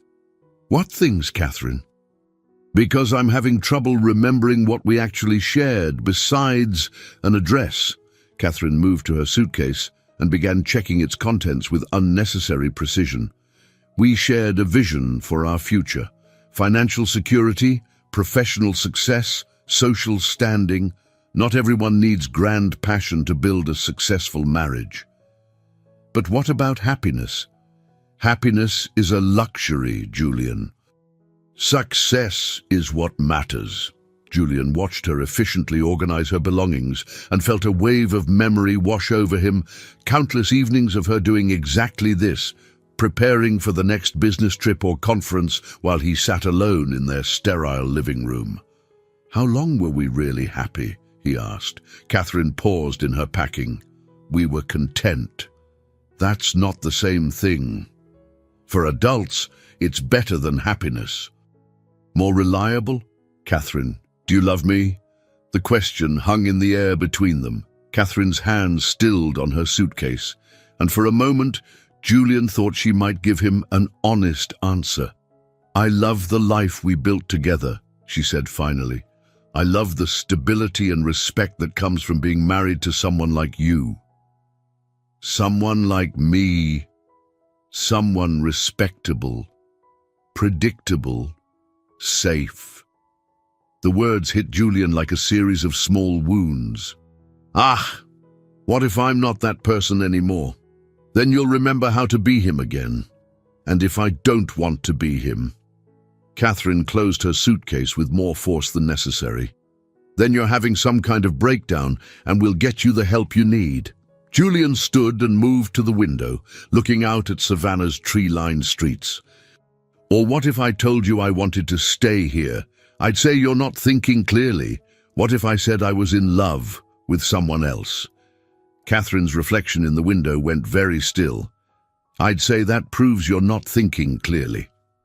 Even if that someone makes me feel more alive than I've felt in years. Especially then." Catherine's voice was cold now, clinical. "Julian, you've been through a trauma. You're confused and grateful to the woman who helped you. That's not love, it's psychological dependence." Julian turned to face her. "How would you know the difference? Because I'm thinking clearly, and you're not." "When's the last time you felt passionate about anything, Catherine? When's the last time you did something spontaneous or unpredictable?" Passion is overrated. It clouds judgment and leads to poor decisions. Like what? Like choosing love over convenience. Like throwing away everything you've worked for because of infatuation with a stranger. Julian realized they were speaking different languages. She was talking about preserving the structure of their life, while he was talking about finding meaning in it. "Maybe everything I've worked for isn't worth preserving," he said quietly. Catherine's face went cold. "Then you're not the man I married." "No," Julian agreed. "I'm not. And maybe that's the best thing that's ever happened to me." Karen's apartment felt cavernous and sterile, the way it had before Julian arrived, but somehow worse. She'd spent the evening methodically erasing every trace of his presence, washing the coffee mugs he'd used, refolding David's clothes, moving furniture back to its original positions. By midnight, the space looked exactly as it had 3 weeks ago, but felt like a museum of something precious that had been lost. The notebook, where they documented his emerging memories, sat on her dining table, still open to the last entry. She picked it up, intending to throw it away, but found herself reading instead. Julian Cross, possible photography knowledge, comfortable with expensive things, natural leadership qualities, kind but careful, makes excellent coffee. Her handwriting mixed with his throughout the pages, a record of their collaborative detective work. At the bottom of the last page, he'd written, "Most important, Karen believes in me." She closed the notebook and pressed it against her chest, allowing herself to feel the full weight of what she was losing. Her phone buzzed with a text from Julian. "Can I see you before I leave tomorrow?" "Please." She stared at the message for 10 minutes before responding, "I think it's better if we don't. Karen, I need you to know that whatever you think about how this started, what I feel for you is real." She typed and deleted several responses before settling on, "I believe you, but it doesn't change anything. It changes everything." "No, Julian, it changes nothing. You're still married. You still have a life in Chicago." And I still don't know who you really are. I'm the man who fell in love with you. Karen felt tears threatening as she typed her final message. That man doesn't exist. He never did. Have a safe flight. She turned off her phone and sat in the silence of her apartment, surrounded by the ghosts of the past 2 weeks. The domestic routines they'd established, the easy conversations over breakfast, the way he'd looked at her like she was the most interesting person in the world, all of it felt fake now, contaminated by the knowledge that he'd manipulated his way into her life. The cruelest part was that she'd actually begun to believe she could have something real with someone. For the first time since David's death, she'd allowed herself to hope that love might be possible again. Julian had made her feel alive, valuable, worth pursuing. Now she realized it had all been performance, his way of securing the help he needed to disappear. At 2 a.m., she was still sitting at her dining table when someone knocked on her door. Her heart jumped, hoping it was Julian, but when she looked through the peephole, she saw Catherine Cross. Mrs. Cross, it's very late. I know. I'm sorry to bother you, but we need to talk. Karen opened the door reluctantly. Catherine looked exhausted, her perfect composure finally cracking around the edges. May I come in? Of course. Catherine moved into the living room but didn't sit down. She seemed to be taking inventory of the space, perhaps trying to understand what Julian had found here that he couldn't find at home. He's not coming back to Chicago, Catherine said without preamble. Karen's heart stopped. What? He told me tonight that he's staying in Savannah. He's choosing you over his responsibilities, his career, everything he's worked for. I told him not to. I told him he should go back with you. Did you? Because he seems to think you'll change your mind. Karen sank into a chair. I can't be the reason he abandons his life. You already are. Catherine moved to the window, looking out at the quiet street. Miss Evans, I'm going to be honest with you about something I haven't told anyone else. What? Julian and I have been separated for months. Our marriage was over long before he disappeared. Karen stared at her. But you said, I lied to the police, to his colleagues, to you. I've been telling everyone we were working through temporary difficulties because a messy separation would hurt my partnership chances. So you don't want him back because you love him. I want him back because a husband who abandons his wife for another woman looks worse than a husband who disappears due to work-related stress. Catherine turned to face her. But I also want him back because I think he's making a mistake. What kind of mistake? He's running away from his problems instead of solving them. He's choosing fantasy over reality, and eventually that's going to disappoint both of you. Karen felt a cold knot forming in her stomach. What are you asking me to do? I'm asking you to be honest with him. Tell him that what you had was temporary, circumstantial. Tell him that you can't build a real relationship on the foundation of his escape from reality. And if I don't, then you'll both spend the rest of your lives wondering if what you have is real or just the result of unusual circumstances. Catherine picked up her purse. Mrs. Vance, Julian is a good man, but he's also someone who runs from difficult situations. Eventually, he'll want to run from you too. After Catherine left, Karen sat in her living room until dawn, contemplating the impossible choice before her. Encourage Julian to stay and risk that their relationship was built on fantasy, or push him away and lose the best thing that had happened to her in years. Either way, she was about to lose him. Julian stood on the balcony of his hotel room at 5 in the morning, watching Savannah wake up below him. The city looked peaceful in the early light, its historic streets and Spanish moss-draped trees offering the kind of serenity his life in Chicago had never provided. But even the beauty of the morning couldn't ease the ache in his chest. Catherine had left for the airport an hour ago, her final words echoing in his mind. You're choosing to be a different person because you're afraid to fix the one you actually are. Maybe she was right. Maybe his attraction to Karen, his desire to stay in Savannah, was just another form of running away. But didn't he have the right to run from a life that had been slowly killing him? His phone buzzed with a message from his supervisor in Chicago. Heard you're alive.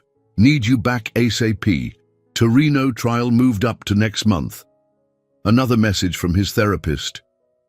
Catherine told me what happened. Let's schedule a session to discuss your memory recovery and next steps. And one from his landlord. Rent is overdue on the downtown apartment. Need to know if you're keeping the lease. His old life was reaching across the miles, demanding his return, insisting he step back into the role of Julian Cross, federal prosecutor. But that man felt like a stranger now. Someone he'd worn like an ill-fitting suit for years, without realizing it. He thought about Karen, probably awake in her apartment just a few miles away, systematically erasing every trace of his presence. The thought of losing her felt like losing a limb, but he understood her reaction. From her perspective, everything between them had been contaminated by his deception. The irony wasn't lost on him. He'd come to Savannah planning to disappear into a carefully constructed new identity, but instead he'd discovered who he actually was underneath all the roles and expectations. With Karen, he hadn't been performing or calculating. He'd been spontaneous, vulnerable, real, in a way that felt both terrifying and liberating. But how could he prove that to her when he couldn't even prove it to himself? At 7 o'clock, he found himself walking through Forsyth Park, retracing the paths he and Karen had walked together. The morning joggers and dog walkers paid him no attention as he sat on the bench where they'd shared coffee and conversation, where she'd first started helping him piece together the fragments of his identity.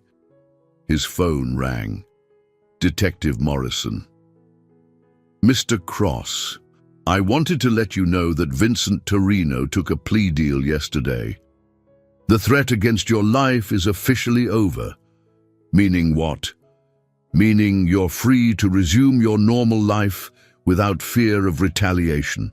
The case will proceed without your testimony if necessary. Julian thanked the detective and hung up, realizing that the last external pressure for him to return to Chicago had just evaporated. The choice was entirely his now. Go back to a life he'd been trying to escape, or stay in Savannah and fight for something that might be impossible. He pulled out his phone and called the one person who might help him understand the difference between running away and moving forward. Dr. Martinez, it's Julian Cross. I know this is early, but I need to talk to someone. An hour later, he sat in a coffee shop downtown, video chatting with his therapist in Chicago. Dr. Martinez was a woman in her 50s with kind eyes and the patient demeanor of someone who'd helped people navigate countless crises. Julian, I'm relieved you're safe. Catherine filled me in on the basics, but I'd like to hear your perspective. Julian told her everything. The amnesia, Karen, the memories that had gradually returned, his growing certainty that his old life had been a mistake. What do you think you were running from when you came to Savannah, Doctor? Martinez asked. Everything, my marriage, my career, the pressure to be someone I wasn't. And what were you running toward? The question caught him off guard. I don't know. Freedom, maybe. The chance to figure out who I really am. Julian, in our sessions before you disappeared, you often talked about feeling trapped by expectations, your parents' expectations, Catherine's expectations, your colleagues' expectations. Do you think it's possible that your attraction to this new situation is partly about avoiding those pressures rather than discovering your authentic self? You think I'm just running away again? I think you're at a crossroads where you can choose to work through your problems or escape to a situation that feels easier. Julian stared out the coffee shop window, watching people hurry past with purpose and direction. What if the situation that feels easier is also the one that's right for me? Then you need to be sure you're choosing it for the right reasons, Dr. Martinez said gently, not because it's an escape, but because it's genuinely where you belong. After the call ended, Julian realized he had one more conversation before he could make his choice. Karen found Julian waiting outside the Savannah Historical Society when she arrived for work. He was sitting on the front steps, holding 2 cups of coffee from the Collins Quarter, and he looked like he hadn't slept. "What are you doing here?" she asked, though her heart was already racing at the sight of him. "Catherine left for Chicago this morning, without me." Karen felt something crack inside her chest, but she kept her expression neutral. "Julian, I told you last night." "I know what you told me. But I need you to hear something before I make my decision about what to do next.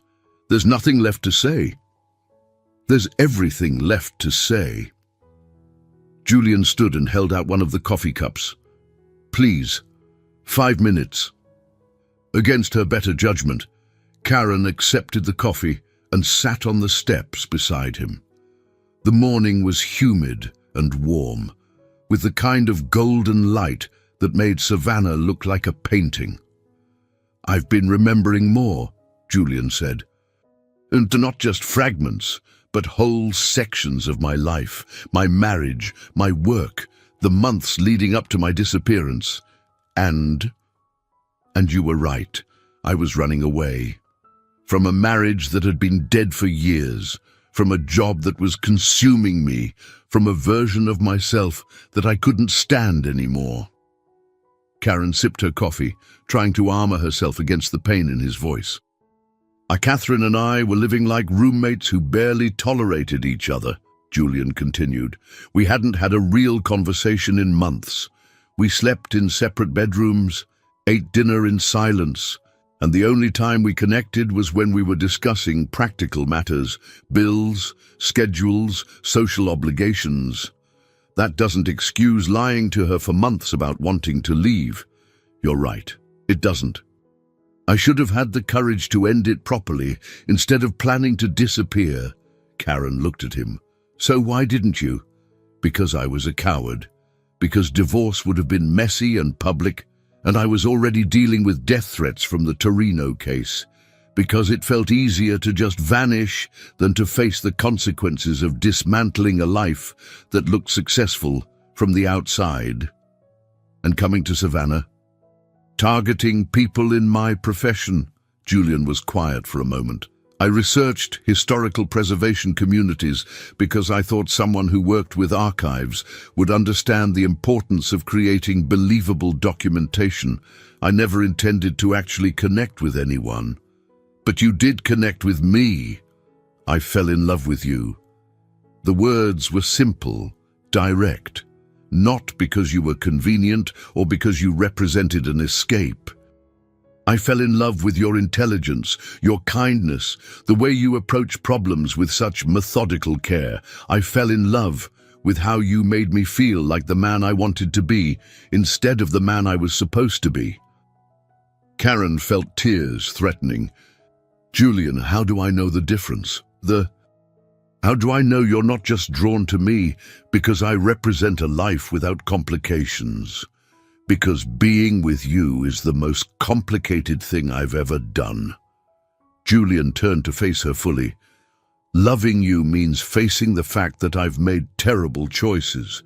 It means admitting that I hurt Catherine, abandoned my responsibilities, and manipulated my way into your life. It means accepting that I might lose you because of those choices. You already have lost me." "Have I?" "Because you're sitting here listening to me instead of calling security." Karen stood up abruptly. "This is exactly what I'm talking about. You think you can charm your way through anything.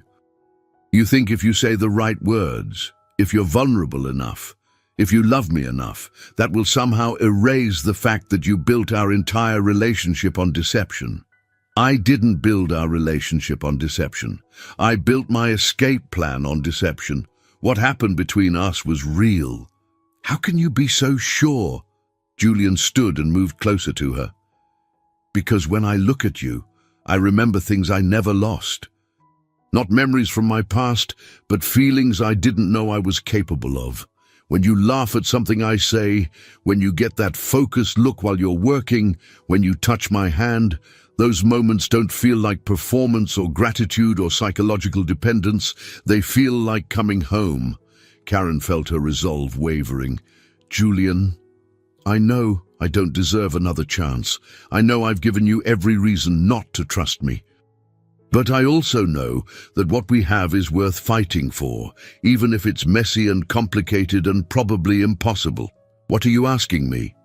I'm asking you to take a leap of faith with me, not because it's safe or logical or because you know how it will end, but because some things are worth the risk.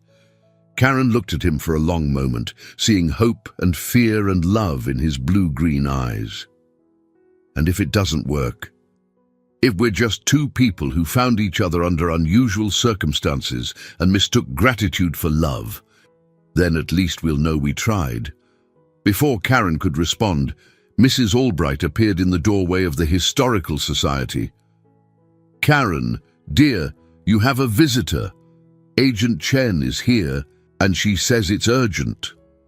Agent Chen looked grim as she entered Mrs. Albright's office, where Karen and Julian waited. Her usually composed demeanor was replaced by an urgency that made Karen's stomach tighten with apprehension.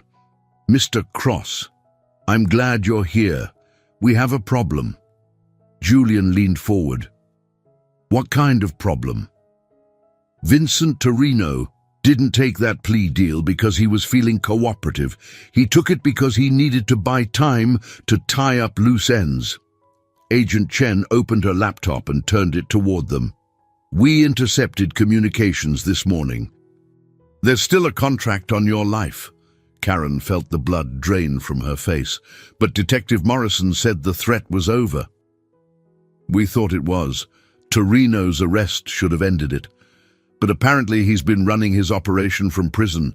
He views your disappearance as a sign of weakness, and he wants to make an example of you. Julian's jaw tightened. How immediate is the threat? 2 men arrived in Savannah last night. We have surveillance footage from the airport. Agent Chen clicked through several images showing 2 heavy-set men in expensive suits. They've been asking questions at hotels, showing your photo. How did they find him here? Karen asked.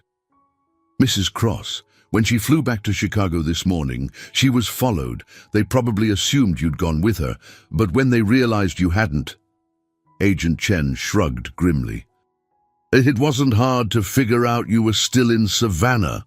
Julian stood and began pacing. So Catherine led them right to me. Unintentionally, yes. She had no way of knowing she was being watched. Karen felt a surge of fear, unlike anything she'd experienced since finding Julian in that alley. What do? We get Mr. Cross into protective custody immediately. There's a safe house in Atlanta. No. Julian's voice was firm. I've been running from this for months. I'm not going to spend the rest of my life looking over my shoulder. Julian, these aren't people who give up. Agent Chen warned. Vincent Torino has a reputation for following through on his threats, even from prison. Then we end it. Karen stared at him. What do you mean? Julian turned to Agent Chen. What would it take to put Torino away permanently? To make sure he can't threaten anyone else. Ironclad testimony from someone who worked the case intimately, someone who could detail his organization's structure, his methods, his crimes. Agent Chen's eyes lit up with understanding. Someone like you. But I thought the case could proceed without his testimony, Karen said. It can, but it would be weaker. With Julian's testimony, we could put Torino away for life instead of just a few years. Julian sat back down, and Karen could see him weighing his options. If I testify, how quickly could you arrange the trial? Emergency session. 2 weeks, maybe 3. But Julian, testifying would make you a bigger target, not a smaller one. Only until the trial is over. Once Torino is convicted and sentenced to life, the contract dies with his organization's power. Karen reached over and took Julian's hand. This is insane. You're talking about making yourself bait. I'm talking about finishing something I should have finished months ago instead of running away. Agent Chen looked between them. There's another complication. If we're going to do this, we need to keep Mr. Cross safe until the trial. The safe house in Atlanta. No safe house, Julian interrupted. If I disappear again, Torino will just wait. I stay here in plain sight, and we use that to draw his people out. Absolutely not, Karen said. Julian, I won't let you use yourself as bait. It's not your choice to make, isn't it? If something happens to you, if they succeed in killing you, don't you think that affects me too? The question hung in the air between them, loaded with implications about their relationship and what they meant to each other. Agent Chen closed her laptop. I need to make some calls. Julian, I can't force you into protective custody, but I strongly advise Agent Chen, Julian said quietly. What's the likelihood that Torino's people will give up if I run again? 0. Vincent Torino doesn't forget, and he doesn't forgive. Then running just postpones the inevitable.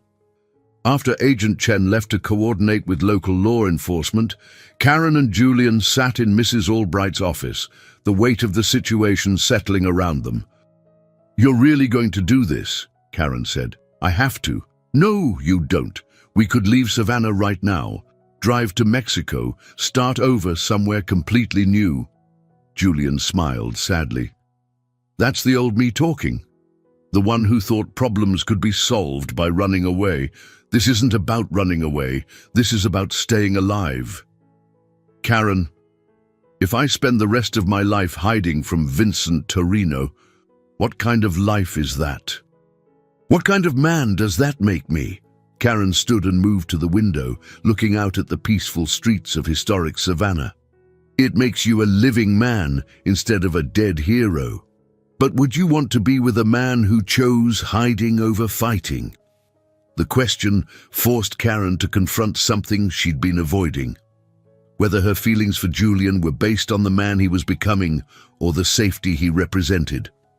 Or do they want to be with a man who chooses to live, she said finally.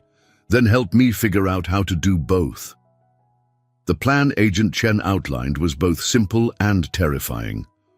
Julian would return to his normal routine while heavily armed federal agents maintained surveillance from a distance. When Torino's men made their move, the FBI would be ready to apprehend them. The key is making you visible but not vulnerable, Agent Chen explained, as they sat in the makeshift command center the FBI had established in a building across from Karen's apartment. You go about your daily activities, but never alone, never in isolated areas. And if something goes wrong, Karen asked. Nothing will go wrong, Agent Chen said with more confidence than her expression suggested. Julian studied the surveillance photos spread across the table. How long do we wait? Not long. These guys aren't patient types. They'll want to finish the job quickly and get out of town. Karen felt sick. She'd gone from worrying about Julian's emotional state to fearing for his physical safety, and the transition felt surreal. 3 weeks ago, her biggest concern had been whether to rearrange her living room furniture. Now she was sitting in an FBI command center, planning to use the man she loved as bait for hired killers. I want to help, she said suddenly. Agent Chen shook her head. Ms. Vance, this is a federal operation. Civilians can't be involved. I'm already involved. They know Julian has been staying with me. If they're watching him, they're watching me too. Julian reached for her hand. Karen, I won't let you put yourself at risk. Too late. I'm already at risk. She turned to Agent Chen. What's the most natural thing for us to do right now? Run away together, or act like a couple going about their normal routine. Agent Chen considered this. Normal routine would be less suspicious. Then let me be part of it. We go to dinner, walk through the park, act like people who don't know they're being hunted. Absolutely not, Julian said. Julian, they're going to expect you to be with me. If you suddenly start avoiding me, they'll know something's changed. Agent Chen was nodding slowly. She has a point. Your behavioral pattern over the past 2 weeks has been consistent. You've been together most of the time. A sudden change would be suspicious. I won't use Karen as cover. You won't be using me, Karen said firmly. I'll be choosing to help end this. That evening, Karen and Julian sat at a corner table in the old pink house, sharing shrimp and grits while trying to act like a normal couple on a dinner date. The surreal nature of the situation, federal agents positioned throughout the restaurant, the knowledge that killers were hunting them, made every bite feel like performance art. Are you okay? Julian asked quietly. No. You? Terrified. Karen managed to smile. At least we're being honest. Karen, about what I said this morning. Don't. Not here, not now. We'll talk about us when this is over. What if there is no when this is over? The question hung between them like a third presence at their table. Karen reached across and took his hand, noting how Agent Chen had positioned herself at the bar where she could watch both the front entrance and their table. Then we'll have had this, Karen said simply. They were walking back to her apartment, taking the long route through the historic district, when Julian suddenly tensed. What is it? Karen asked. Don't look back, but I think we're being followed. Karen's heart hammered against her ribs, but she kept walking at the same steady pace. Are you sure? 2 men about half a block behind us. They've been matching our pace since we left the restaurant. Through her earpiece, a precaution Agent Chen had insisted on, Karen heard the agent's voice. We see them. Keep walking normally. Turn left at the next corner. They followed the instructions, Julian's hand warm and reassuring on the small of her back. The evening air was thick with humidity and the sweet scent of honeysuckle, a bizarrely peaceful backdrop for what might be their final moments together. Left again, Agent Chen's voice instructed. You're leading them toward Chippewa Square. We have agents positioned around the perimeter. As they entered the square, Karen could see what looked like tourists and evening joggers, but now she knew they were federal agents. The normalcy of the scene, Spanish moss swaying in the breeze, the soft lighting from the street lamps, felt like a movie set designed to mask the drama about to unfold. Karen, Julian said quietly, I need you to know. I know. You don't know what I was going to say. I know that you love me. I know that I love you, and I know that we're going to get through this. Behind them, footsteps quickened. Now, Agent Chen's voice said sharply. I drop to the ground now. The peaceful evening erupted into chaos as federal agents emerged from their positions, weapons drawn, shouting commands at the 2 men who had been following them. The arrest happened so quickly that Karen barely had time to process what was occurring. One moment she and Julian were walking through Chippewa Square like any other couple, and the next they were on the ground while federal agents surrounded 2 men who'd been stalking them with deadly intent. Stay down until we give the all clear, Agent Chen's voice crackled through their earpieces. Karen pressed her face against the cool grass, feeling Julian's hand find hers in the darkness. Around them, she could hear shouting, the sound of handcuffs clicking, and Agent Chen's authoritative voice reading rights to men who'd come to Savannah to kill the man she loved. All clear, came the eventual announcement. Julian helped Karen to her feet, both of them shaking from adrenaline. The 2 hired killers, middle-aged men who looked more like accountants than assassins, were being loaded into federal vehicles. It's over, Karen asked Agent Chen. This part is. But we found something interesting when we searched them. Agent Chen held up a cell phone. Text messages from Vincent Torino himself, sent from prison, detailed instructions about finding Julian. about making his death look like a robbery gone wrong. Julian's face was pale in the streetlight, evidence of active conspiracy, enough to put Torino away for life without needing a trial. These text messages, combined with the arrest of his hired killers, constitute direct evidence of conspiracy to commit murder from federal prison. Karen felt her knees go weak with relief. So, Julian doesn't have to testify. He doesn't have to do anything except live his life. Agent Chen smiled for the first time since Karen had known her. Vincent Torino just handed us everything we needed to destroy his organization permanently. An hour later, after statements and paperwork and the surreal experience of watching crime scene investigators photograph the square where they'd nearly been killed, Karen and Julian found themselves alone in her apartment. They sat on her couch in silence, the enormity of what had just happened settling around them like dust after an explosion. It's really over, Julian said finally. The Torino thing is over. And the rest of it? Karen looked at him. This man who'd appeared in her life like a question mark made flesh and who was now looking at her like she held all the answers. Julian, I need to ask you something, and I need you to be completely honest. Always. When you were planning to disappear, when you were researching historical preservation communities, were you looking for someone like me specifically? Someone lonely enough to take in a stranger?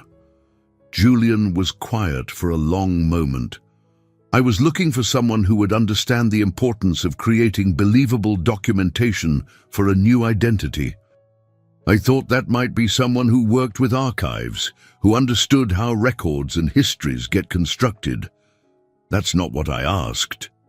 You asked if I was looking for someone lonely enough to take in a stranger. The answer is yes. The admission hit Karen like a physical blow, even though she'd suspected it.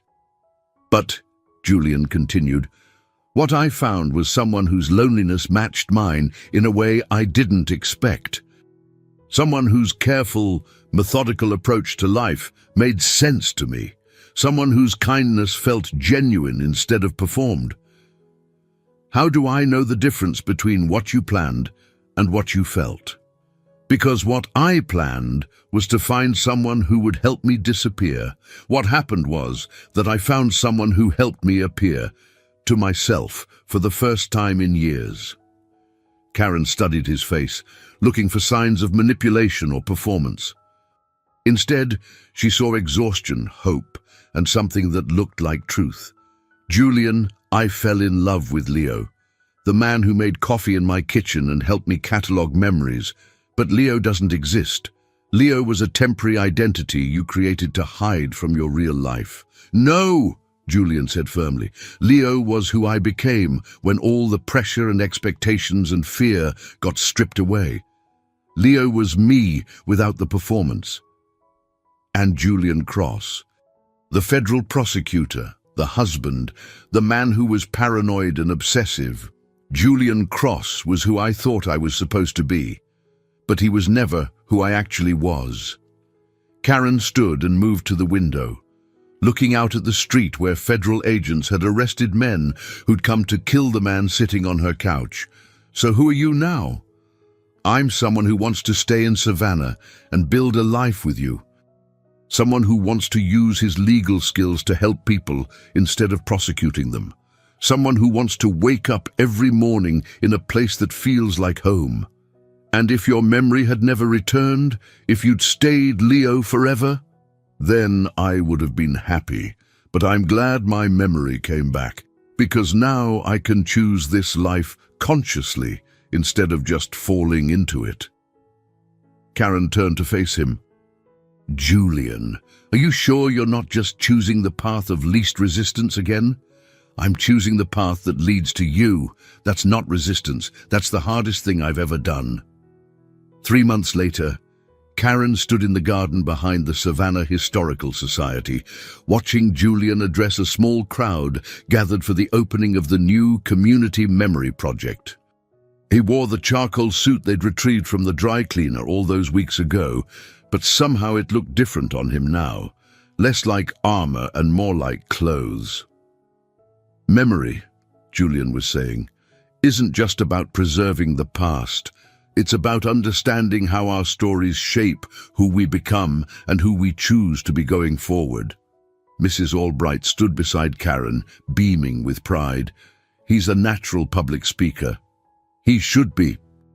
He spent years in courtrooms. But this is different. He's not prosecuting or defending. He's just sharing truth. Karen watched Julian gesture toward the display they'd created together. Oral histories from long-time Savannah residents, photographs and documents that told the story of how the city had evolved over generations. The project had been his idea, a way to use his investigative skills and her archival expertise to help people preserve their own narratives. The most important thing we've learned, Julian continued, is that identity isn't fixed. We're not trapped by our past mistakes or limited by our previous versions of ourselves. Every day, we have the opportunity to choose who we want to be. After the ceremony, as volunteers and visitors mingled in the garden, Julian found Karen by the fountain where they'd had so many conversations during those uncertain weeks.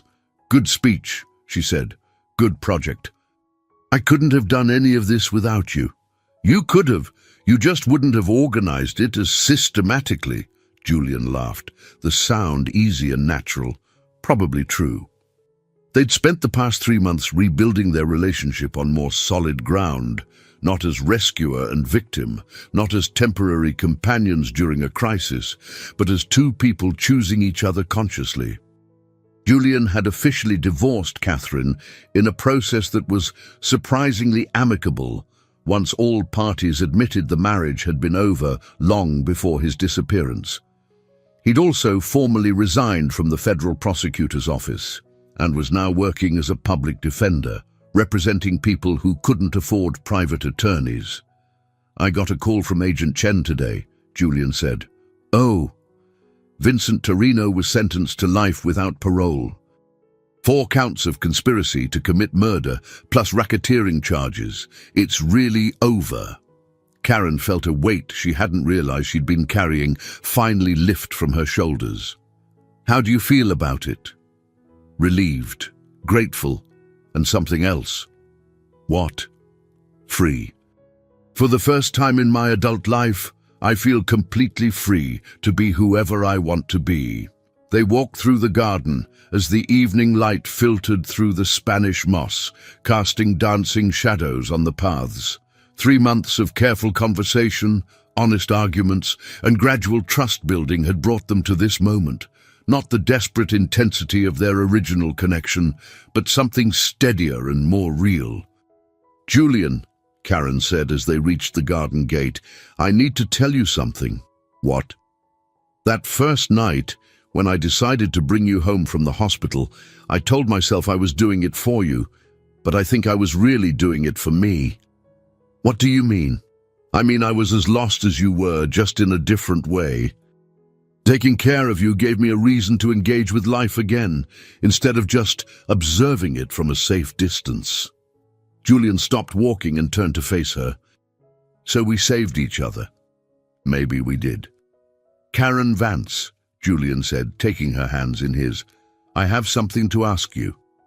"Oh." "I've been thinking about what Agent Chen said during the investigation, about how I'd researched communities with strong historical preservation programs, because I was looking for someone who understood the importance of documenting personal histories. And I realized she was wrong. I wasn't looking for someone to help me create a false history. I was looking for someone who would help me create a true one." Karen felt her heart speed up. "Julian, what are you saying?" "I'm saying I want to document our story properly, not as temporary companions or crisis partners, but as people building something real together." He reached into his jacket pocket and pulled out a small velvet box. "I'm saying I want to marry you, Karen. Not because you saved me, not because I'm grateful, but because you're the person I want to choose every day for the rest of my life." Karen stared at the ring box, then at Julian's face. Seeing hope and certainty and love in his blue-green eyes. "Are you sure?" she asked. "Are you absolutely sure this isn't just gratitude or circumstance or—" Julian silenced her with a kiss, soft and sure and full of promise. "I'm sure," he said against her lips. "And I've never been more sure of anything." "Then yes," Karen whispered. "Yes, I'll marry you." 1 year later, Karen Cross stood in the same garden where Julian had proposed, but this time she wore a simple white dress and held a bouquet of gardenias. The wedding was small. Mrs. Albright, Agent Chen, a handful of friends from the Historical Society, and Sadie, who had insisted on being maid of honor despite Karen's protests that she didn't need a wedding party. "You need witnesses," Sadie had argued, "people who can testify that this really happened when you're old and doubting your memories." Julian waited for her at the garden center, wearing his charcoal suit and the kind of smile that made her remember why she'd fallen in love with him in the first place. Detective Morrison served as his best man, a choice that had surprised everyone until Julian explained, "He's the one who helped us find the truth about who we really are." Mrs. Albright had insisted on officiating, having acquired online ordination specifically for the occasion. "I've been watching love stories unfold in this city for 40 years, she'd said. "I know the real thing when I see it." As Karen walked toward Julian, she thought about the notebook they'd started that first week, the careful documentation of his emerging memories, the collaborative detective work that had brought them together. That notebook now sat on their bookshelf at home, alongside a new one Julian had given her on their 6-month anniversary. Its cover bore the title that had started as a reference to Civil War letters, but had become the name for their own story. The Archive of Our Memories. "Friends," Mrs. Albright began, "we're gathered here not just to witness a wedding, but to celebrate the kind of love that transforms people." Karen and Julian didn't find each other under ordinary circumstances. They found each other when both of their lives had been broken open, when both were ready to become new versions of themselves. Karen looked at Julian and saw him mouth the words, "I love you," and she felt the same flutter of joy that had sustained her through all the uncertainty and fear of the past year. "They've asked to write their own vows," Mrs. Albright continued, "because they understand that the words we speak to each other matter just as much as the promises we make." Julian went first, his voice steady and clear. "Karen, when you found me in that alley, I was lost in every way a person can be lost. I'd lost my memory, my identity, my sense of who I was or who I wanted to be. But you saw something in me worth saving, worth nurturing, worth loving. You taught me that who we are isn't determined by who we've been, but by the choices we make going forward." He paused, emotion making his voice rough. "I promise to choose you every day. Not because you saved me, but because you helped me save myself. I promise to build a life with you that honors both our past and our future. And I promise that no matter what challenges we face, I will never run away from us." Karen felt tears threatening as she spoke her own vows. "Julian, you came into my life when I'd convinced myself that love was too dangerous, that caring deeply about someone inevitably led to loss and pain. You proved that sometimes the most dangerous thing is not loving deeply enough. You showed me that real love isn't about avoiding risk, it's about finding someone worth taking risks for." Her voice strengthened as she continued, "I promise to trust in what we've built together, even when it seems impossible. I promise to choose courage over comfort, growth over safety, and I promise to help you document our story as it unfolds, so that years from now, we'll remember not just what happened to us, but how we chose to face it together." When Mrs. Albright pronounced them husband and wife, Julian's kiss tasted like promises and possibility. The small crowd cheered, and Karen realized that this moment surrounded by people who'd helped them find their way to each other, felt like the perfect ending to one story and the perfect beginning to another. Later, as they danced to music from a small string quartet in the Historical Society's main hall, Julian whispered in her ear, "Any regrets?" "Just one," Karen said. "What's that?" "I wish David could have met you.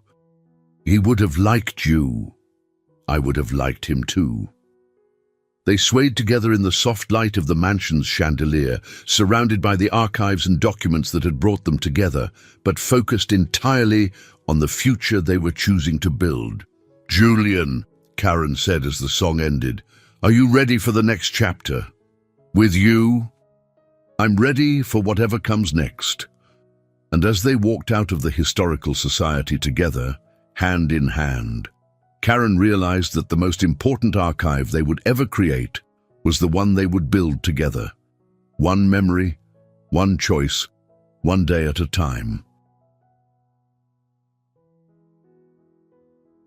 I hope you enjoyed today's story. Subscribe to the channel so you don't miss more stories like this. Leave a like and comment below what you thought of the story. See you in the next video.